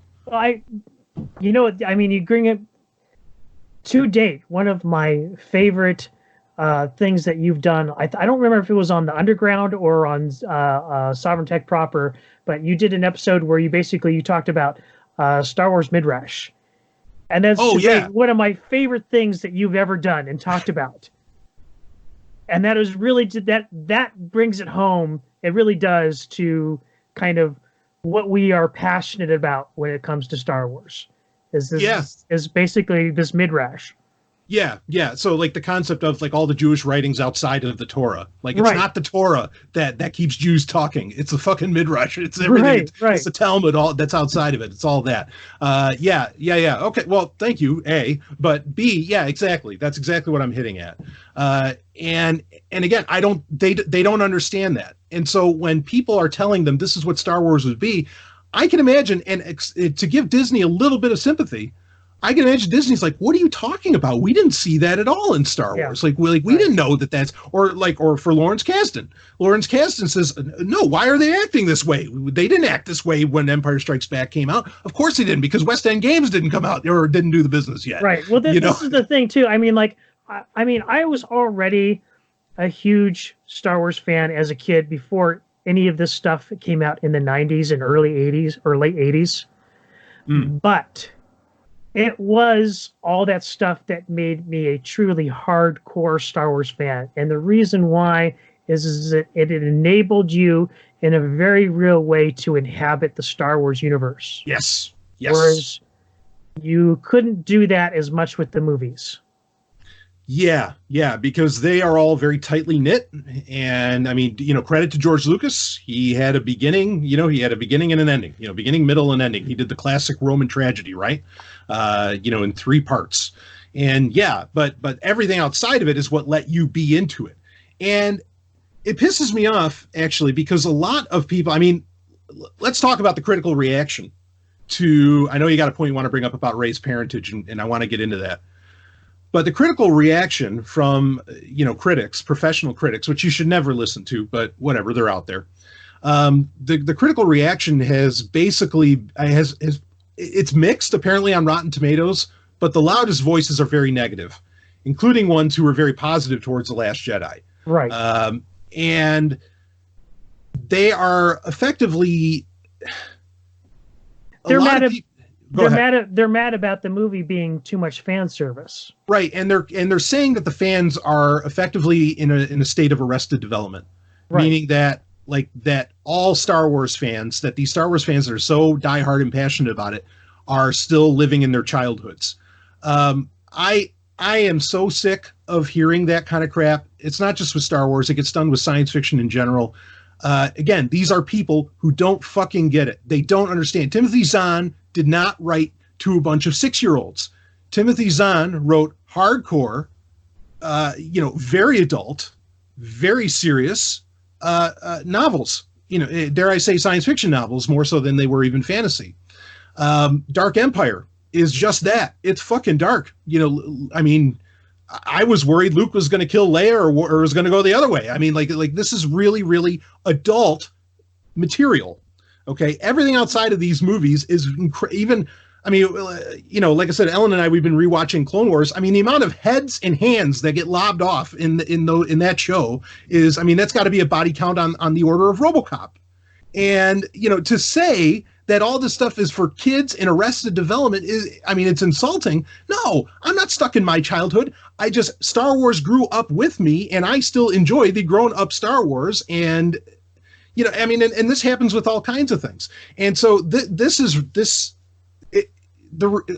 while I agree with some of the critics about where this movie is a mess, where Rise of Skywalker is a mess, their reasons for why this movie is what it is are, I think, misguided. And I think they don't understand, again, what we've been saying this whole time about Star Wars fandom, that it is very different than what even Disney understands. And sure as fuck, these critics don't understand it. Well, there's another thing going on here, and that, I really feel like a lot of reasons the why they say that people who love Star Wars are in a state of arrested development, because we have something that we're passionate about and that makes us happy, and that people of all ages can enjoy.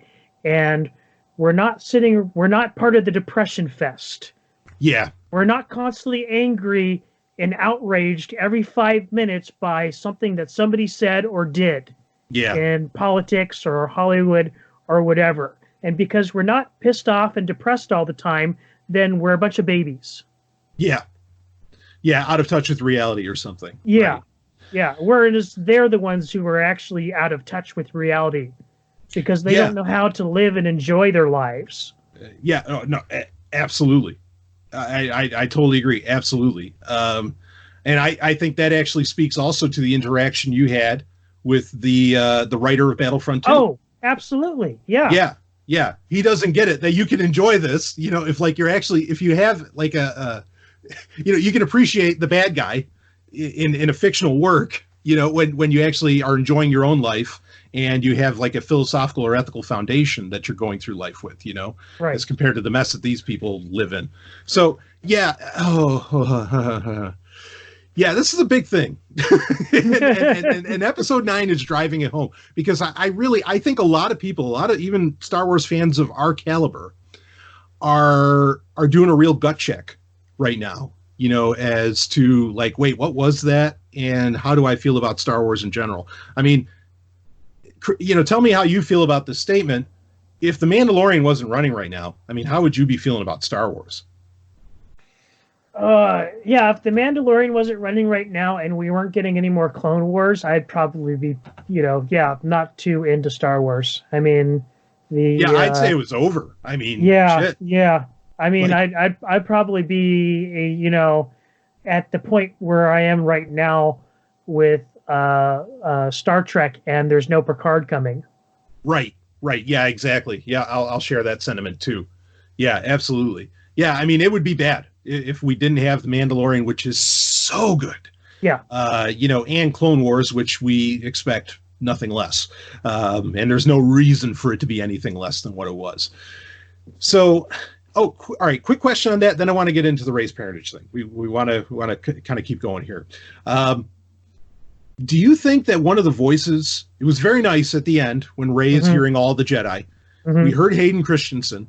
Yes. Personally, I think Hayden Christensen should have showed up at the end of the movie. I was actually going to bring this up, that this is really a huge lost opportunity, especially since we know that Palpatine was basically, masquerading as Darth Vader as a voice in Kylo Ren's head. Yeah. At some point, there could have been a huge opportunity for both, Kylo and Hayden Christensen as Anakin Skywalker to him have a moment with Anakin to say, like, hey, I was headed down this path.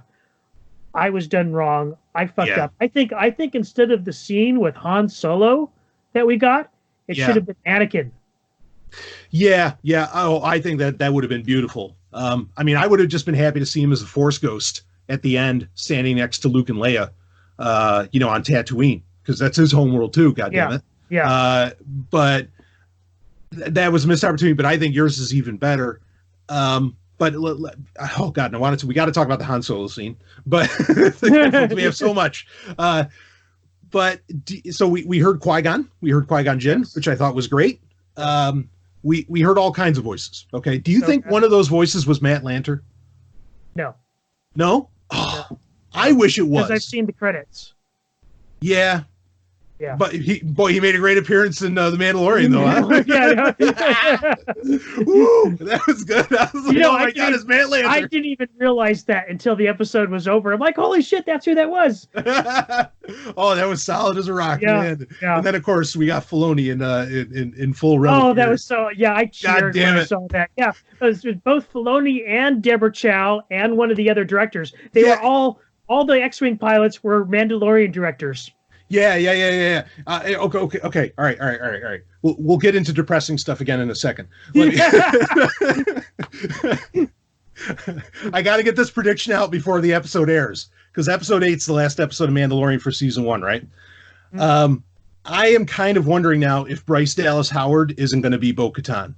As much as I wouldn't mind if it was Starbuck there, I gotta wonder if they're gonna have her come in as Bo, because she looks like her. Yes, she does. Yeah, Yeah. I would have no complaints about that. No, I wouldn't mind. I mean, bring in Starbuck too. That's fine. But I'd rather.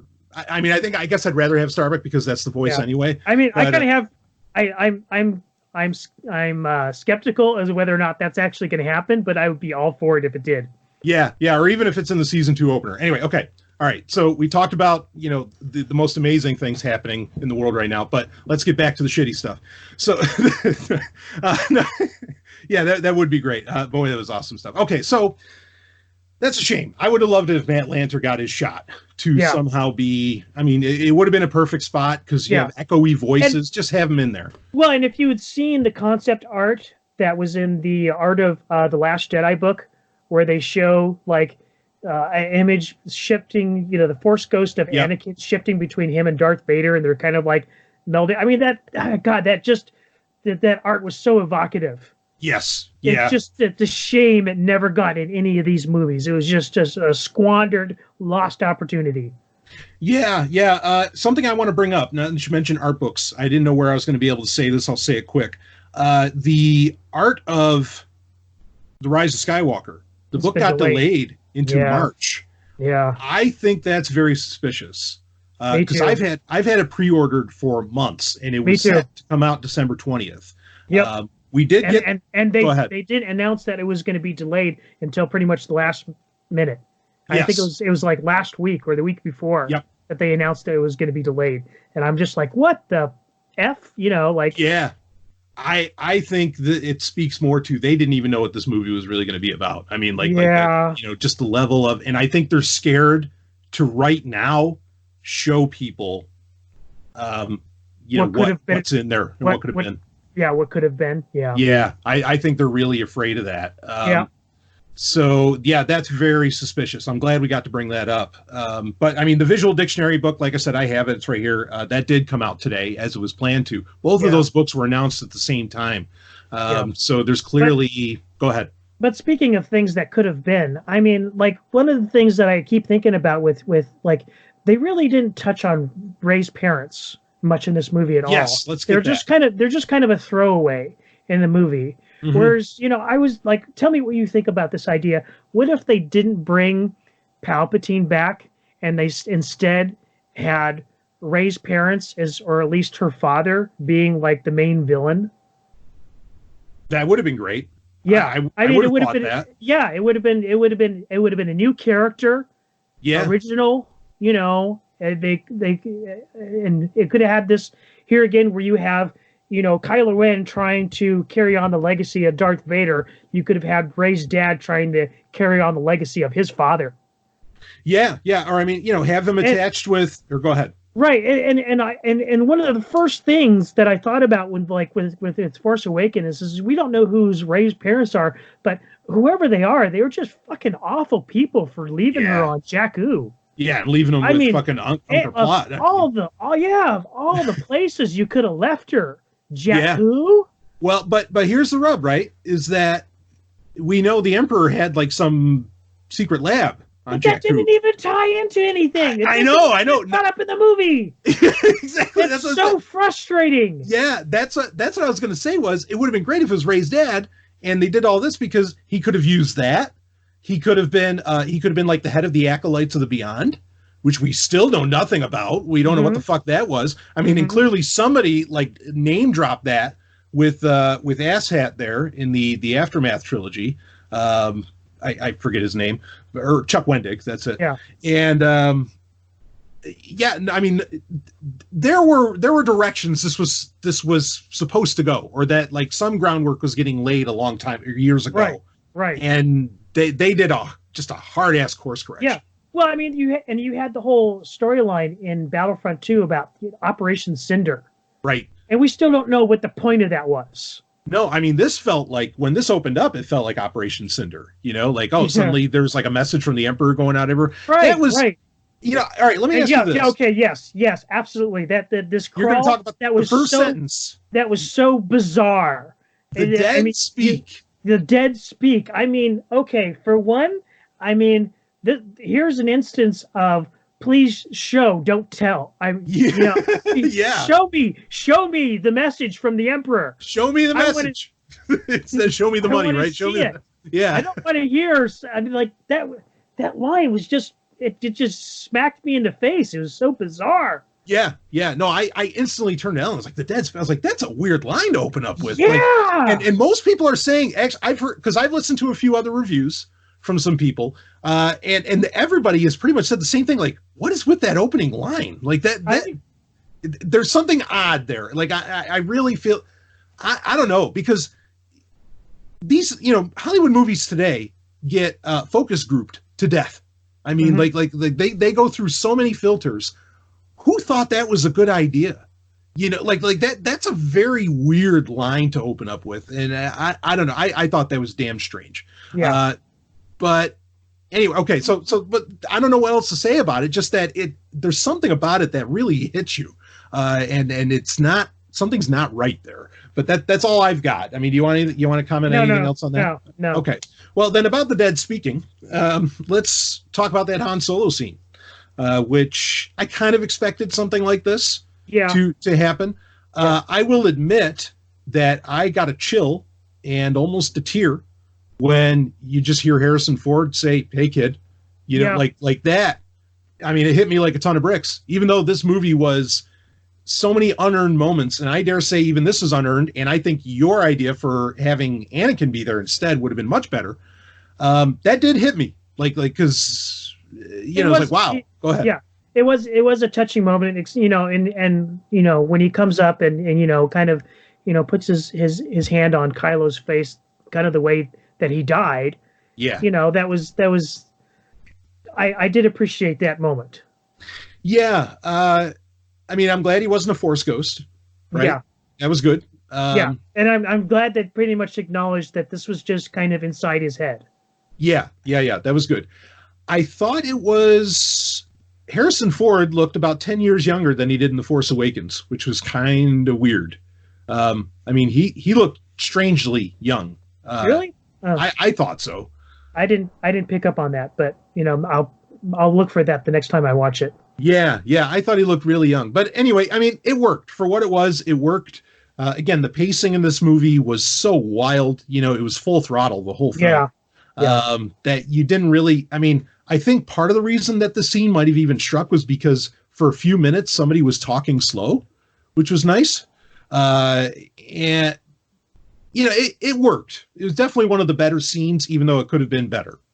With what you had in mind.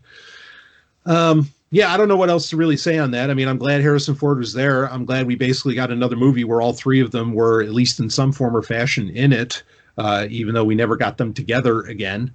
Right. I mean, and to be clear, he could have been a Force ghost. I mean, he's not. We know he's not. But he could have been, because we know it was the book from a certain point of view.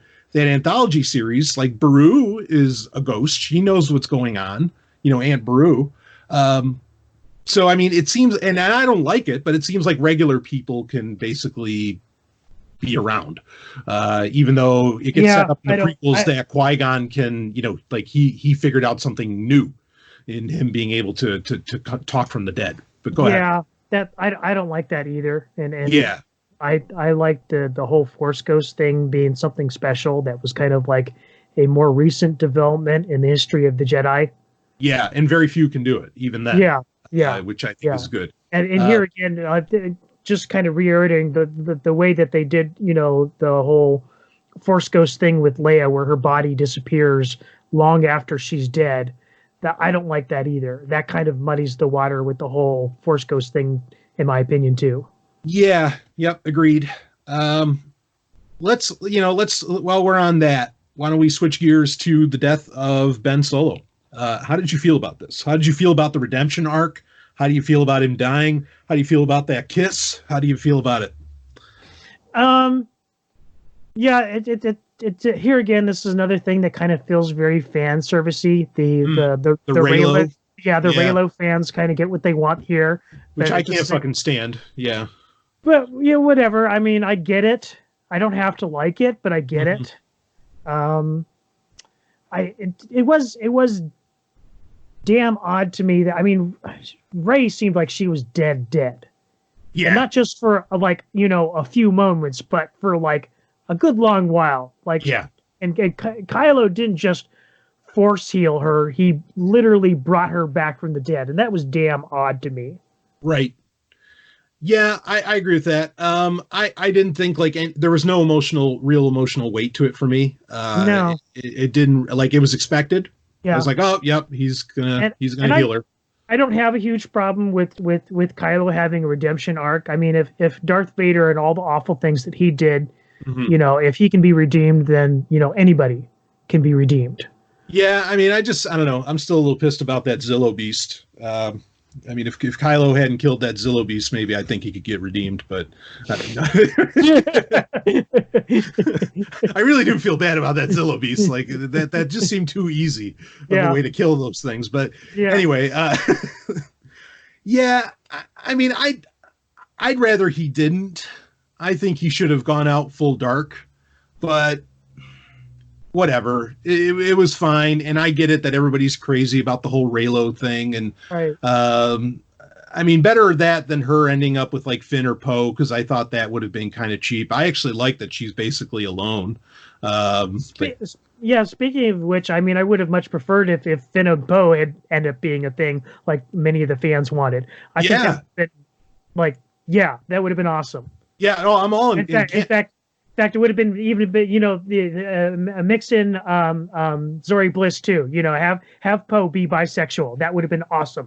Yeah, no, I'm all on the Finn Poe Bliss train. I'm right there. Hell, let them be polyamorous if they want to be. Yeah.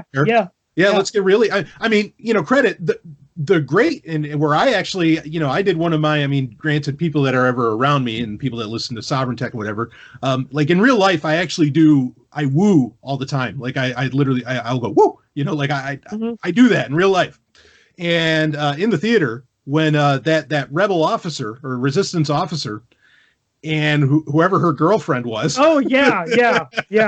And they kissed, and I was like, woo, good, Right. And we were told there'd be representation. Of course, that was very vague. But I think JJ said there will be representation in this film. Well, we did get it. I for a split second, but I thought that was a much more meaningful kiss than the one between Rey and Ben. But anyway, I don't really have anything to add on that. Yeah. Go ahead. I have a big question for you. Yeah. So we're talking about the end of the movie now. Yeah. How do you feel about the Sith at the end? Ooh. Okay. We can talk about this. We got to talk about the Force healing at some point. Okay. Like that is key that we talk about that. But okay, let's talk about this. This is the main reason I wanted the visual dictionary. As soon as I knew we were going to be getting some Sith stuff, I'm like, oh, this is going to get interesting. And it's already the first things I've read in the visual dictionary because there's a lot of things I wanted to know. Just a quick side note that's in this. When I saw the black woman aboard the First Order Star Destroyer, I was instantly wondering if that was Rey Sloane. And I can say that it's not. I know that it's not because she's in the dictionary and it's not her. That's a shame because I still want to know more about that character, but whatever. Okay. One thing I can also tell you is that the Sith troopers who, I mean, how much screen time did they even get? Like for amount of hype that they got. Right. I mean, barely any. Right. I mean, we know, like, just like with Rogue One, with the shore troopers, we know different types of stormtroopers get made to sell toys. They don't get made for the story. Though it was great when those Death Troopers showed up in Mandalorian. Holy shit! Yes, that was awesome. That was so good. Anyway, sorry. Let's get back to the bad stuff.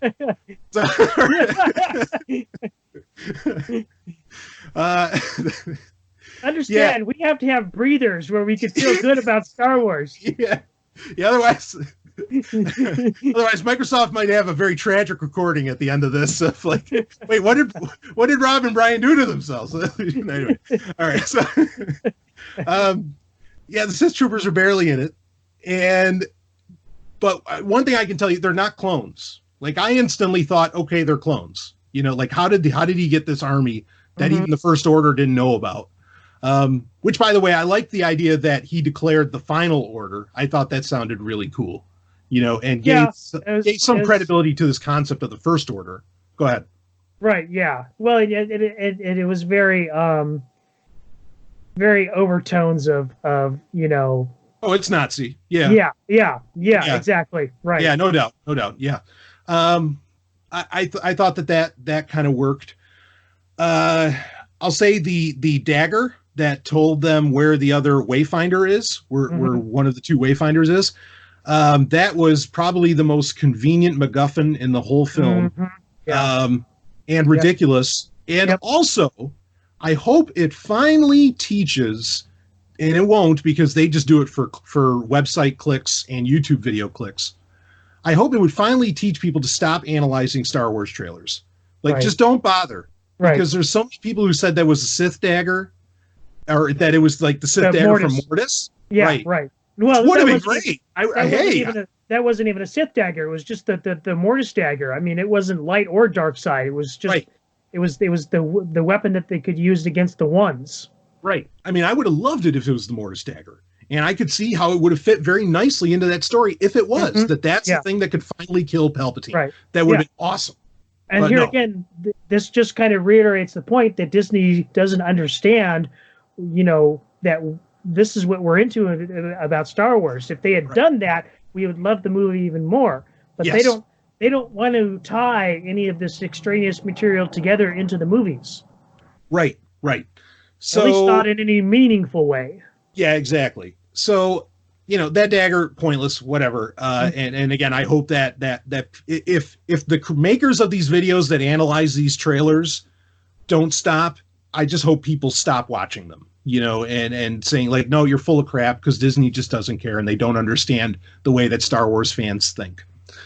So anyway, the Wayfinder thing, I thought that was kind of cool, that this is like, I mean, they don't explain it at all in the movie. Yeah.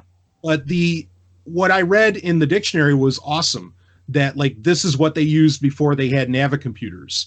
And in fact, that there are actually species whose brains kind of work that way. And it actually reminded me of Wing Commander, of the Pilgrims from Wing Commander, which I thought was a really, really cool idea. But then there are these really ancient things, and this is how people used to navigate space lanes and all that. And so it's a cool concept. The idea that there's only two of them.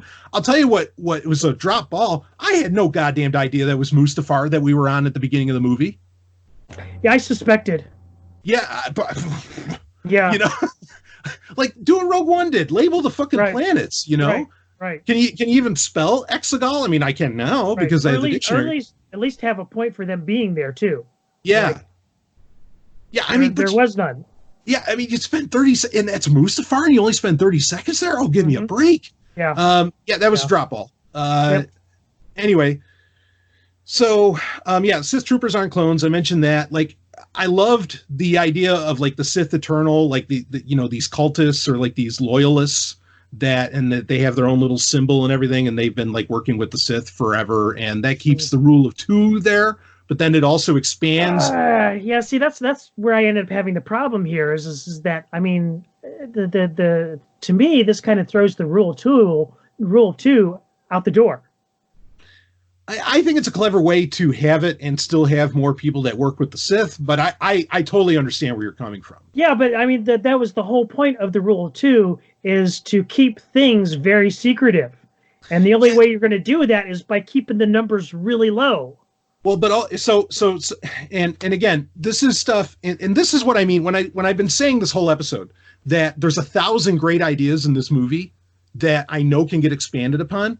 I knew that the dictionary was going to expand on these, and it was going to do it hardcore, and it does. And basically, like, these people have always lived on Exegol. They can't leave Exegol. I mean, that's like part of the whole plot of the movie, is that these ships can't go. And so they know there's more out there, but like, I mean, they can still be kept secret. Yeah, I know. It's when I saw, the Palpatine sports arena with all the Sith in the stadium, that I started going, oh, well, I guess the Rule 2 has like never actually been a real thing. Yeah, but it's a cool idea. Like when it gets expanded upon, especially in the dictionary, it's a cool idea because it makes sense that like you have like a Chirrut Imwe in Rogue One, who he can't use the Force, but he respects, and he's not a Jedi, but he respects the Jedi and he supports them in what they're doing. Yeah, the Wills. The Wills, yeah, the Guardians of the Wills. Right. So for there to be a corollary to that, as in people who respect the dark side, even if they can't use it and like appreciate its purporting throughout the universe, I like that exists. Like I think that makes sense that there would be the antithesis of that in Star Wars. I mean, it speaks very much to the whole concept of balance, quite frankly. Mm-hmm. But you don't get any of that in the movie. Like, you don't understand. No. And it's weird because suddenly you have this huge fleet that came out of nowhere. And not only do you have a huge fleet, everybody's got their own uniforms, you know, and I like the cut of their jib and that female captain. You know, I mean, I thought that was fantastic. Like, I like the red lines in it. Exactly, yeah, like the chevron lines coming down the center of the chest. That was really kind of cool. Yeah, that was slick. I dig all of that. But I mean, then you have this huge fleet, and I get it where people who see this movie are going, where the fuck did all that come from? Right, I mean, at least in Dark Empire, we know where it came from, because you had the World Devastators that were these giant ships that literally vacuumed, like sucked up the like entire planets, basically. Right. And would shit out Star Destroyers. Like I mean, they would literally shit them out, you know? Yeah, and TIE fighters and whatever else they wanted to whatever they needed. And it's a crazy idea, but you're like, well, it's Star Wars and it's the Emperor, so what the fuck? They can kind of do anything they want. But we didn't get that. Like, you get no explanation of this stuff. Now, the dictionary says... Again, this is the stuff that should have been in the first movie. Yes. You know, like, have hints of this Sith cult right from the start. Right. And it would have all made so much more sense. Right. So, So, I mean, and now, I mean, according to the dictionary, these things have been getting built for decades. And I guess it had to be done on Exegol because otherwise people know. Again, I don't mind the idea itself because I loved it when it was done in Dark Empire 30 years ago, but go ahead. And the other thing, too, is I guess this was supposed to be our big payoff on all the mysteries surrounding the unknown regions, which to me is like honestly kind of a letdown. I mean, it was... Yeah. I mean, it's good. All right. It'll be interesting. So we know we're getting, and we haven't talked about this yet. We know we're getting a Thrawn book next year. Yes. 2020. Yes. And it's like a prequel, right? I think so. Yeah. It's called Ascendancy, I think. And so I think that has to do with the Chiss themselves. Right. If there's a way of sneaking in the idea that the reason the Emperor has Thrawn so close to him is because he wants to make sure the Chiss don't know what he's doing out there. Yeah. Like, after the fact, that can kind of be cool, but without look, JJ just made it up as he went along. Like, right. I think that we were getting set up for very different things in the unknown regions. I don't know that this was the plan the whole time. Yeah, I do too. Yeah, but I hope that, I mean, I'd be fine if they do both. I don't know. Because, like I said, that was a really awful long, kind of game they were pulling off with building up this mystery about the unknown regions to get the payoff that we did. Yeah, a payoff with really no explanation on screen. No. Like, I mean, again, there's fascinating stuff in this dictionary. If you want to, I think if you want to like grasp some finer points in this movie, I recommend everybody buy it, or I don't know, go to Barnes and Nobles with a coffee and give it a read or something. If you don't want to give Disney money, I support you. But yeah, I don't know. I get your Rule of Two thing. Like, I really understand that. But I don't mind it. And because I actually, when the Rule of Two became a thing, I didn't like that. I thought that it kind of shat on like what Exar Kun was doing, what Marco Ragnos was doing. Yeah, but that was all before the Rule of Two. Well, you're right, but I mean, like, that's cool though, that like the Sith was an empire, Right. But I mean, that's the thing is like, I would have liked to have seen this in a different context. Yeah. I would have liked to have seen this like in an Old Republic era movie. Yeah. Not in the sequel trilogy. Yeah. No, that's not unfair. But I mean, there's something like, so this is another concept that just like gets laid on us and we have no fucking idea what it is, and it's out of nowhere. The dyad, okay? Which is this idea that apparently, like, I don't know, somehow Kylo and Rey are joined at the hip by the Force. Like, and it's something that it hasn't happened in generations, according to Palpatine. I mean, I can think of ways in which this is a really cool idea. But they didn't do anything with it. And it comes off as weird and odd and unimportant, and it just makes the movie worse. Yeah, well, it just gives something so Palpatine can have a Force Slurpee. Yeah. The Force Slurpee. So that's what we're going to rename Episode 9. Because that's all this movie was. Force Slurpee. I mean, everybody's slurping life force off of everybody in this fucking thing. Say Palpatine puts the dark slurp on Rey and Kylo. I love it. Oh man. All right, yeah, the Force Slurpee. There, I got to remember that. Yeah, so I mean, do you have any thoughts on the diet? Anything you want to add in on that? Like I said, there's just I don't know what to make of it, because there's really it seems like something that came up at the last minute. I know I guarantee you this is not what George had in mind. No. Yeah, and by the way, he didn't even go to the premiere. He went to the premiere of Force Awakens and Last Jedi. He did not go to the premiere of this movie.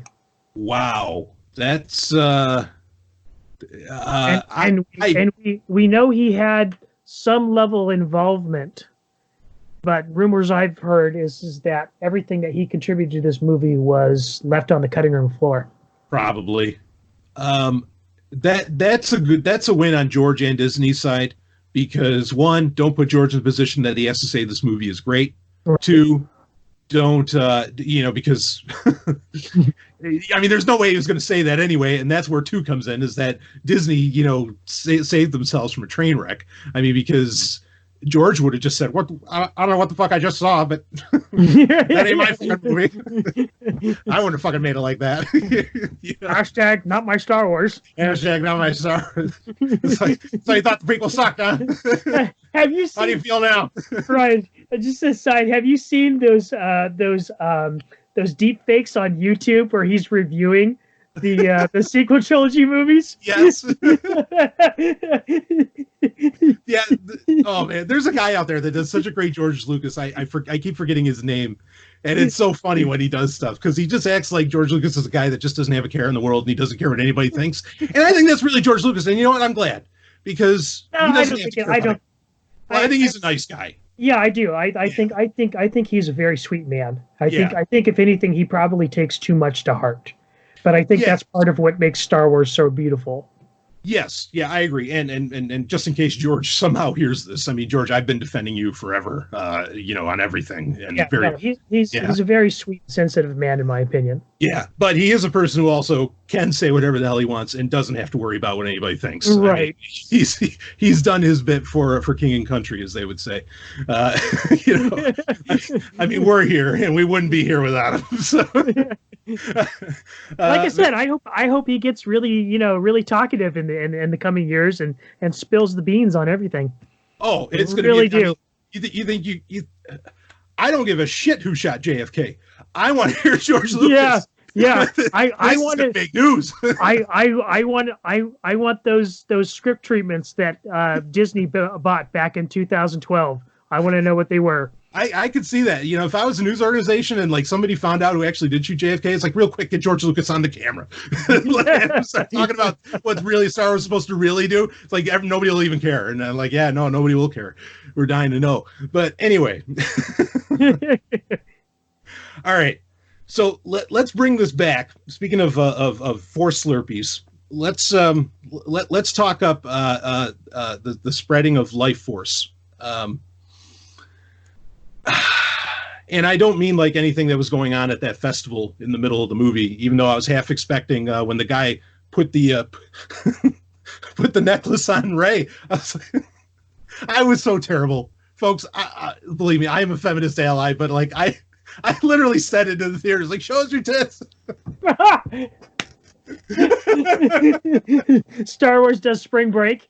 Yeah, I was expecting Snoop Dogg to come out, him and Lando hanging out together. Snoop Dogg's got the camera. Yeah, Yeah, they should have had that guy with like the huge vape machine at Taco Donna from the first movie. Yeah, spreading around the hookah. Here you go. That's so bad. I'm so sorry. Anyway, that's all I could think of, though. I mean, all right, the festival, real quick. I mean, It was fine. Yeah. And Lando being there was fine. It was a little out of place. I don't know. Yeah. Like, I kind of get that. Yeah. It's definitely something that's going to be coming to Galaxy's Edge near you. I mean, like, there's no doubt about that. And is it just me, or is the scene after that where they're going after the guy's ship? I mean, that scene was like ripped straight out of the Goonies. Oh yeah. Oh, nice. Yes. Yeah, totally right. And that was, oh god. Yeah, I mean, who was that down there in that cave? Was that One-Eye Willie? Hey, you guys. Yeah. Well, see, that was weird. Like, yeah, well, that snake. And so this gets into the life force thing. What, even Ellen said it, like, where the fuck did that snake come from, right? And we're all just like, yeah, what is this? Like it was totally out of place. There's no doubt it was set up to show the force healing. Okay. But to be clear, now we were told that they were going to do a special early release of episode 7, not Force Awakens, of The Mandalorian. Mm-hmm. Okay. That was going to tie into episode 9 of into Rise of Skywalker.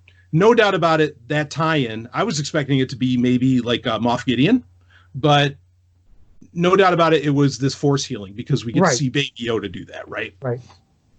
Now, I think they explicitly did this in response to how many people, when The Last Jedi came out, said, what the fuck did Luke just do? What is this force time? Jedi never done that before. You got to set some kind of precedent here before you pull this kind of shit on us. And I guarantee you it was response to that. And of course, then it ended up getting used later on in the movie to both heal Kylo and, to heal Rey and whatever. Yeah. But I mean, give me some thoughts on that, Rob. Well, in my opinion, that's not even the worst thing they did with the Force in this movie. Aha. I mean, okay. So Last Jedi introduces this idea that there are certain force powers that, constrain a person so much that it literally kills them. This is how Luke Skywalker dies. Yeah. He dies by force projecting his image across the galaxy to another planet. Mm-hmm. Okay, I don't like it, but I can buy it. And yet, in the first half hour of this movie, we have Kylo Ren literally reaching across space and time to grab an object on a person from on another planet and bring it through to his side, and that's easy. Yeah. Well, I mean, this breaks my mind. This literally breaks my brain as to, like, there's no sort of standard for how the Force works. Right. And the thing that should be, like, easy, like projecting your image, is apparently the thing that kills you, and the thing that should be extremely hard, like violating, the laws of space and time by, grabbing objects from one side of the universe and pulling them across the galaxy, that's easy. That's no problem. We can do that whenever we want. Yeah, and it creates a narrative issue, in my opinion, because in The Last Jedi, when Luke hands Leia the dice from the Falcon, which we know he picked up when he went into the Falcon earlier in the film, they disappear when Kylo picks them up. Right. Why have them disappear? If you can fucking transport objects. Yeah. I mean, I get it, because this is JJ's idea, not Rian Johnson's. But, like, that creates a problem. That would have been great and then that would have added in a great moment where Kylo could pull out those dice from his uniform. Yeah. And when he sees his dad, like, it could have been very emotional, even though I think those dice are kind of a stupid idea, but still, I mean, they were just a fluke, but go ahead. And not only that, what kills Rey at the end of the movie is her, deflecting the Force lightning from the Emperor back at him. Yeah. But Mace Windu did that in Revenge of the Sith, and that's not what killed him. It's him getting thrown off the building by, Anakin that killed him. Right. Yeah. It did melt, like in episode 3, it did scar his face. So I guess maybe it's how many lightsabers you use against Force lightning. Which is, I mean, that was bad. That was bad. The things that the Force does that that you can basically commit suicide with, there's nothing in common with any of these things. There's no standard, there's no logic. Yeah. It's just somebody decides, oh, that's too much. That's beyond the pale. That'll kill you. Yeah. Yeah, I do want to bring up, I mean, and all great points, and I agree with everything you're saying on that, totally. I do want to bring up like the idea of that force healing, because rightfully so, a lot of people are saying, hey, wow, I wish we all knew that trick. Or, I wish they knew that trick in other movies where they could have saved Qui-Gon. You brought this up right when we were talking off air. And I do think that the argument can be made, again, if the movie took a minute to have like some real narrative flow and breathe. I think it would have been interesting. Now, we got to wait on explaining Baby Yoda, which we don't have the explanation for yet, and we're probably not going to have next week, which is fine because it's a TV series, for fuck's sake. But I think that's a dark side power. I don't think that that's like a light side power, and that's why Jedi never did it before. Right. And my argument for that actually goes back to a couple things. One is episode 3, but the other is the old EU book, which of course isn't canon anymore, which is my favorite though, but Shadows of the Empire, where in the beginning of it, Vader is this book takes place between Empire and Return. Vader's in his capsule and he's healing himself with the dark side, and he gets himself to the point that he can breathe without his suit. And he's using the dark side to do this. And the problem that happens is that once he's able to breathe without his suit, he becomes so happy and filled with so much joy that he loses access to the dark side. And when that happens, like he can't breathe anymore, and then instantly he gets angry again. Okay. But ironically, that's a dark side power. Now, I wouldn't be surprised if George Lucas took the idea from that book and put that in episode 3 when he says with Darth Plagueis that Darth Plagueis could create life. And of course, now Disney's picked up that ball and ran with it. Mm-hmm. And now we have the suggestion in the Darth Vader comic, right, that Palpatine created Anakin, that he created life with the midichlorians. Right. So this idea of healing people in this way could appear to be like this is a dark side thing. And that would explain why Palpatine can kind of come back to life, because maybe he could sort of do it to himself. Kylo, or, Ben Solo, who was Kylo, who was dabbling in the dark side, could do it. And Rey could do it, who, of course, can also shoot force lightning, which I thought that was fine. Baby Yoda's the odd man out in this, but... Yeah, well, except for the fact in that last episode, we also got Baby Yoda straight up force choking Cara Dune. That's dark side. Yeah. That could lead to some, really dark directions with this show. Yeah. No, I agree. And we'll get into that more, I'm sure, in the future when we do our reviews. Right. But, I have some thoughts on that, but yes, I agree with you that could go into dark places. So I think that's one I think they could explain away. Like, they have enough of a case that I put together while watching the movie, where I was like, oh, well, that's probably a dark side power, even though it would seem antithetical. Like, it would seem like, no, wouldn't healing be a light side power? But I like that because that kind of reminds. Go ahead. Well, even when she uses that power on the snake, she says something, and I can't remember the exact words, but basically she was using her life force to heal that creature. So I definitely could see that being a dark side power, because you're inherently taking life from one thing and giving it to another. Yeah, it's a force slurpee. So let's just better watch out when we get to the force slushies. Then things are going to get weird. And you always have a sucker and a sucky. Oh man, Icy is going to be all over this. I can see it now. But so anyway, that's one that I don't mind so much. But I agree with you that the level that Force Time went to in this was just preposterous. I mean, it just went way out there. I'm trying to think if there's any. I'm trying to think of any errata, of what happened within it, like little things.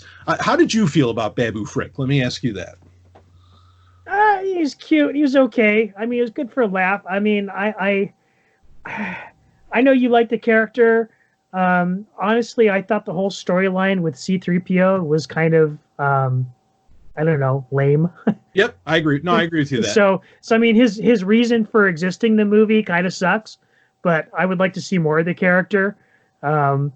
At the same time, I guess, some people are trying to make news over the fact that people are, quote, leaving Baby Yoda for Babu Frick. Okay. Whatever, Yeah. This is the lengths that people in genre media have to go to generate clicks. Yeah. Well, there it is. I did love, like, when C-3PO gets. I mean, it was another genuine laugh out loud moment in the movie. When C-3PO gets reactivated and he doesn't remember anything. He's like, "Hello, I'm C-3PO. Who are you?" And then, like, suddenly, just out of nowhere, he interrupts everybody. "Hello, I'm Babu Frick." Yeah. And later on, C-3PO goes, "Oh, Babu Frick, he's my oldest friend." Yeah, so great. I thought was good. Like, that was I didn't like the C-3PO storyline, but it did have funny moments, including, like, when they first talk about, the fact that C-3PO could interpret this Sith dagger, and it's say, well, the only way we could get this information is like, from black market droid hackers, and Finn's like, yeah, let's do that. Yeah. I laughed at that. That was good. Yeah, that was good. Yeah. So, I mean, there's points of this. I mean, let's talk about the humor a little bit, I guess, quick. There's points of this that are genuinely funny. I mean, very, very funny. And it's not Marvel humor either. Like, I want to give it credit that it did not play on Rian Johnson's attempt at Marvel humor. So I like that. Like, I like that the humor was a little something else. Even some of it looked like it might have been pretty organic between the cast, which was pretty nice. So I don't know. How many laugh out loud moments do you think you had with the film? Couple. Yeah. Like, I think we just mentioned most of them. Yeah. Probably same. But yeah. What else we got? I mean, you got any other high notes you want to bring up? I'm sure we're going to see this again, and we're probably going to end up talking about it again quite a bit. But any other weird things that you can think of, Rob? That you want to? No, I think I've I've pretty much hit on most of my major problems with the the movie. And here again, like, I don't hate the movie.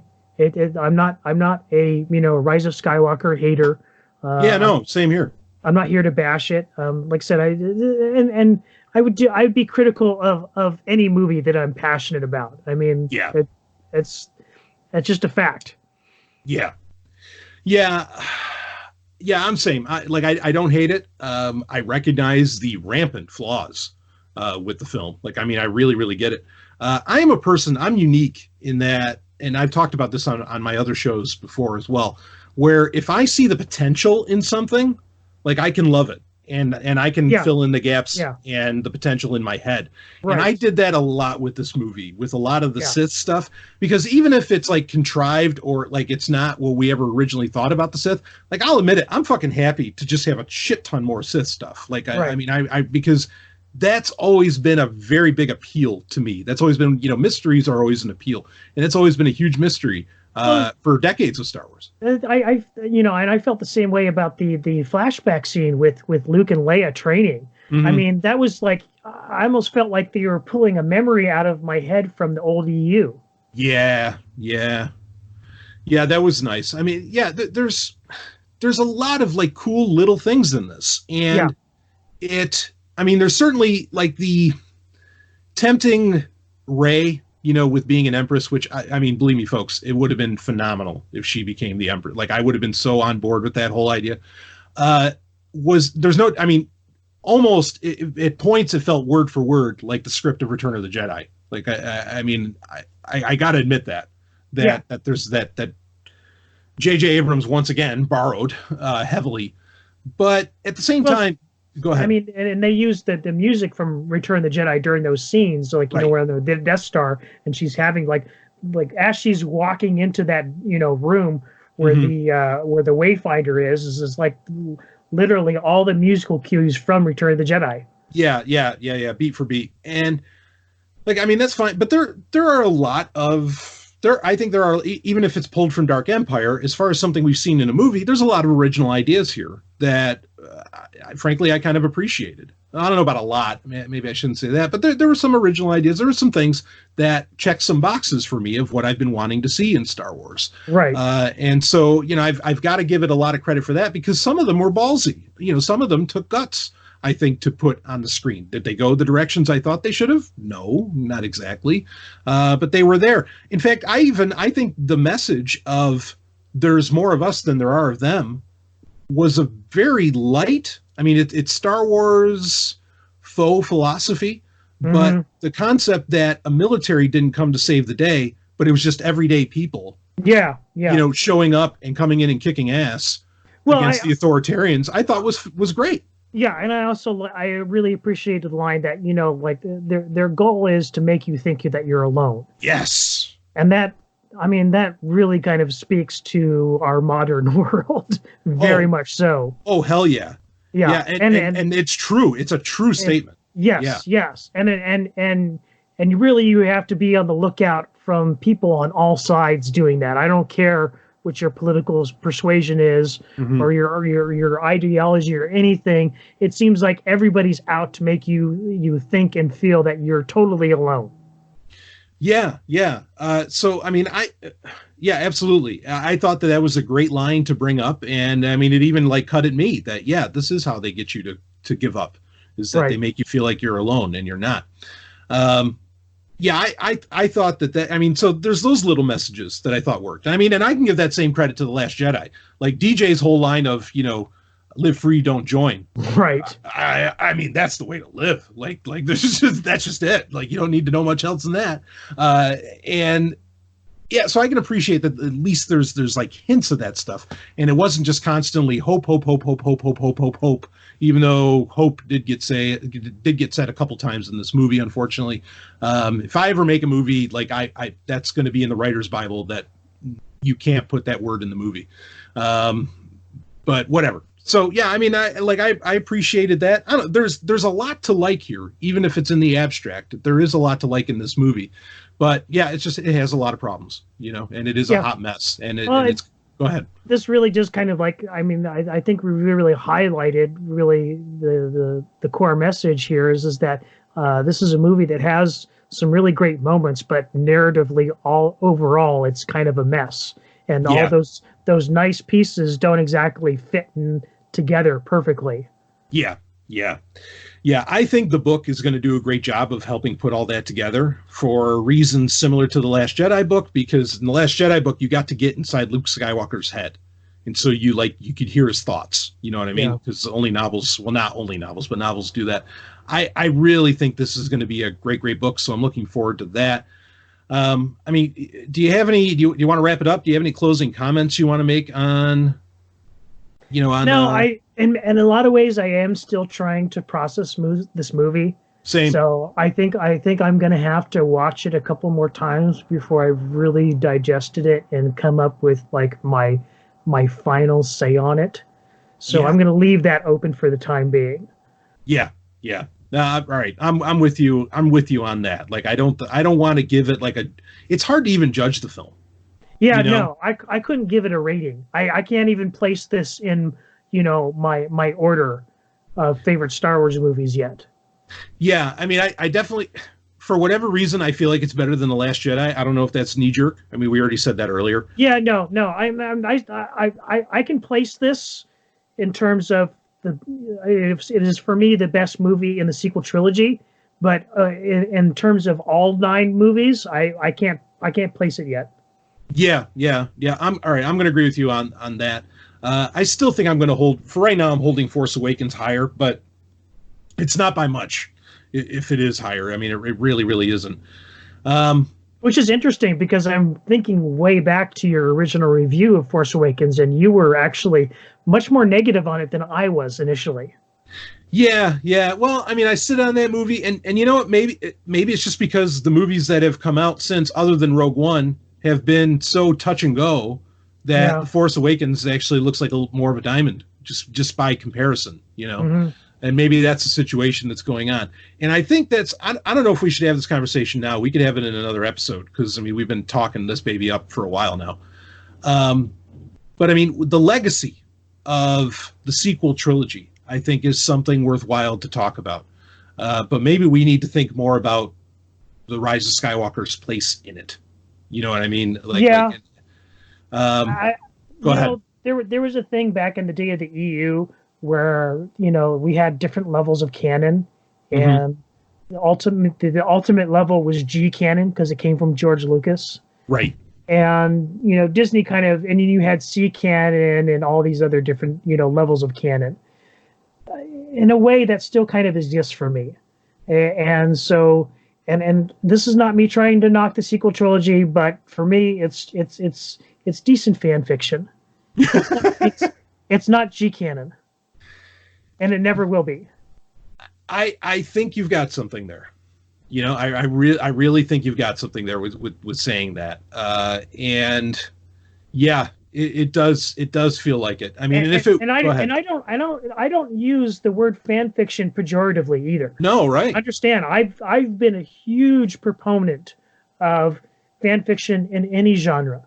I think it's necessary and healthy for, you know, any franchise. Yes. Yeah, no, I agree. And back in the day, creators actually used to really appreciate fan fiction as well. Right. Which maybe they don't so much anymore. But man, I think you've got something there with that idea of that, you know, this is always going to kind of be second string. I don't know. I mean, I always loved the prequels, you know, but I am not feeling like I've defended the prequels for 20 years. And I don't feel the need to defend these movies for a second, you know, and say to people, oh no, but they're actually this, and they're actually great, and this is there. I don't feel that at all, and that's a weird feeling for me. It is. I mean, and I'm not going to argue against anybody who does. I mean, you're going to have a generation that grows up with these movies. You know, that's true. Like in much the way that the prequels are experiencing a renaissance right now, because the audience that grew up with those as kids are now, you know, adults. Yeah. And able to, you know, fully articulate their love of those movies. That's going to happen, you know, 15, 20 years from now. Yeah. With the sequel movies. So, and I'm not going to say that they're wrong. It's just, for me, they're not G canon. Though, admittedly, I don't know anybody like coming up to me and saying, man, Mortal Kombat Annihilation was so good. You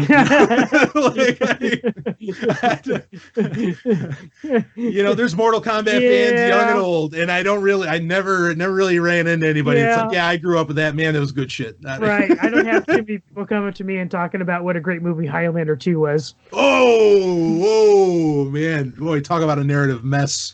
It's like, wait, how is Ramirez back? Oh, right. Okay, sure. Yeah, nice. Maybe we'll get a Renegade version of Rise of Skywalker someday. You know, I was actually thinking that a little while ago, it'd really be interesting to see somebody edit all three of these movies together in a really kind of different way, where like they pull things out of sequence from, you know, Rise of Skywalker into the beginning of this trilogy. Oh no, no. I can already see, because of the disjointed nature of Rise of Skywalker, you could take out whole plot lines of that and put them into Episode 8. You could put those in The Last Jedi. Yeah, and that could be. You could make a great movie or a great duology. You know. Yeah. Ooh. Especially if people were able to get a hold of, you know, like the deleted scenes and stuff like that. I mean, you could have the Knights of Ren showing up at Jakku in the first movie. Oh yeah, if they did that Ford truck shot where they're on the mesa spinning around, that's pointless. Oh yeah. Yeah. Oh, somebody could have a good time with reordering the events and these movies. Yeah, I could see some genuinely great movies come out of this from that. I look forward to that one. To those. I'm sure they'll happen. Oh yeah, I'm sure it will too. Yeah, absolutely. Damn, that's good. Yeah. All right. Well, you know what? I think we should end off with that notion. You know, basically the idea is that for the fans are always going to have what they're going to have. and they're going to make what they're going to make, and they should make what they're going to make. And since George Lucas basically doesn't own this stuff anymore, we might as well take ownership of it and make our own shit. So go ahead. But right. But that also and just remember, I mean, there's so much Star Wars out there. You know, even if what you love is in the past, nobody can take that away from you. Damn right. And we have the Mandalorian. So yes. we got Dave Filoni in the X-Wing. I think everything's going to be all right. Yeah, right. I think the galaxy's going to be safe. You know? So, God damn it, that was good. Anyway, all right, you want to wrap this one up, Rob? Yeah, let's do it. Yeah, I will end just quickly with saying that because I want to give Rob the credit. Because I said if Episode 9 sucks, or if it's not an incredible film, that Star Wars is dead to me. He said, Brian, don't worry, The Mandalorian's going to be awesome and it'll take care of things. That's what he told me, basically. And he was right, because this movie was not impressive. But The Mandalorian is so good that I'm still feeling good about Star Wars overall. So I'm a big boy and can admit when I'm wrong. And Rob is often right, as I've learned over the years. So anyway, so there it is. Anyway, yeah, so still feeling good about Star Wars, I think. Wouldn't you say so, Rob, after this? Yeah. No, this movie did not change my opinion about Star Wars in any way whatsoever.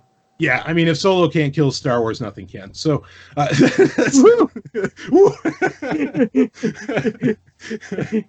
it is. Anyway, all right, that's it for this episode of TIE Fighter Renegades. We'll see what we have planned up for January, because we have so much to talk about that we could have talked about this month that we will get to then. Of course, Star Wars Resistance, more episodes of The Mandalorian. There's comic books, there's books, there's all kinds of shit that's come out worthwhile to get into, including my viewing of Jedi Fallen Order, which I look forward to talking about here in the very near future. So plenty of Star Wars to talk about coming up in January, but we'll wrap this one up here, and we will see all of you on the other side.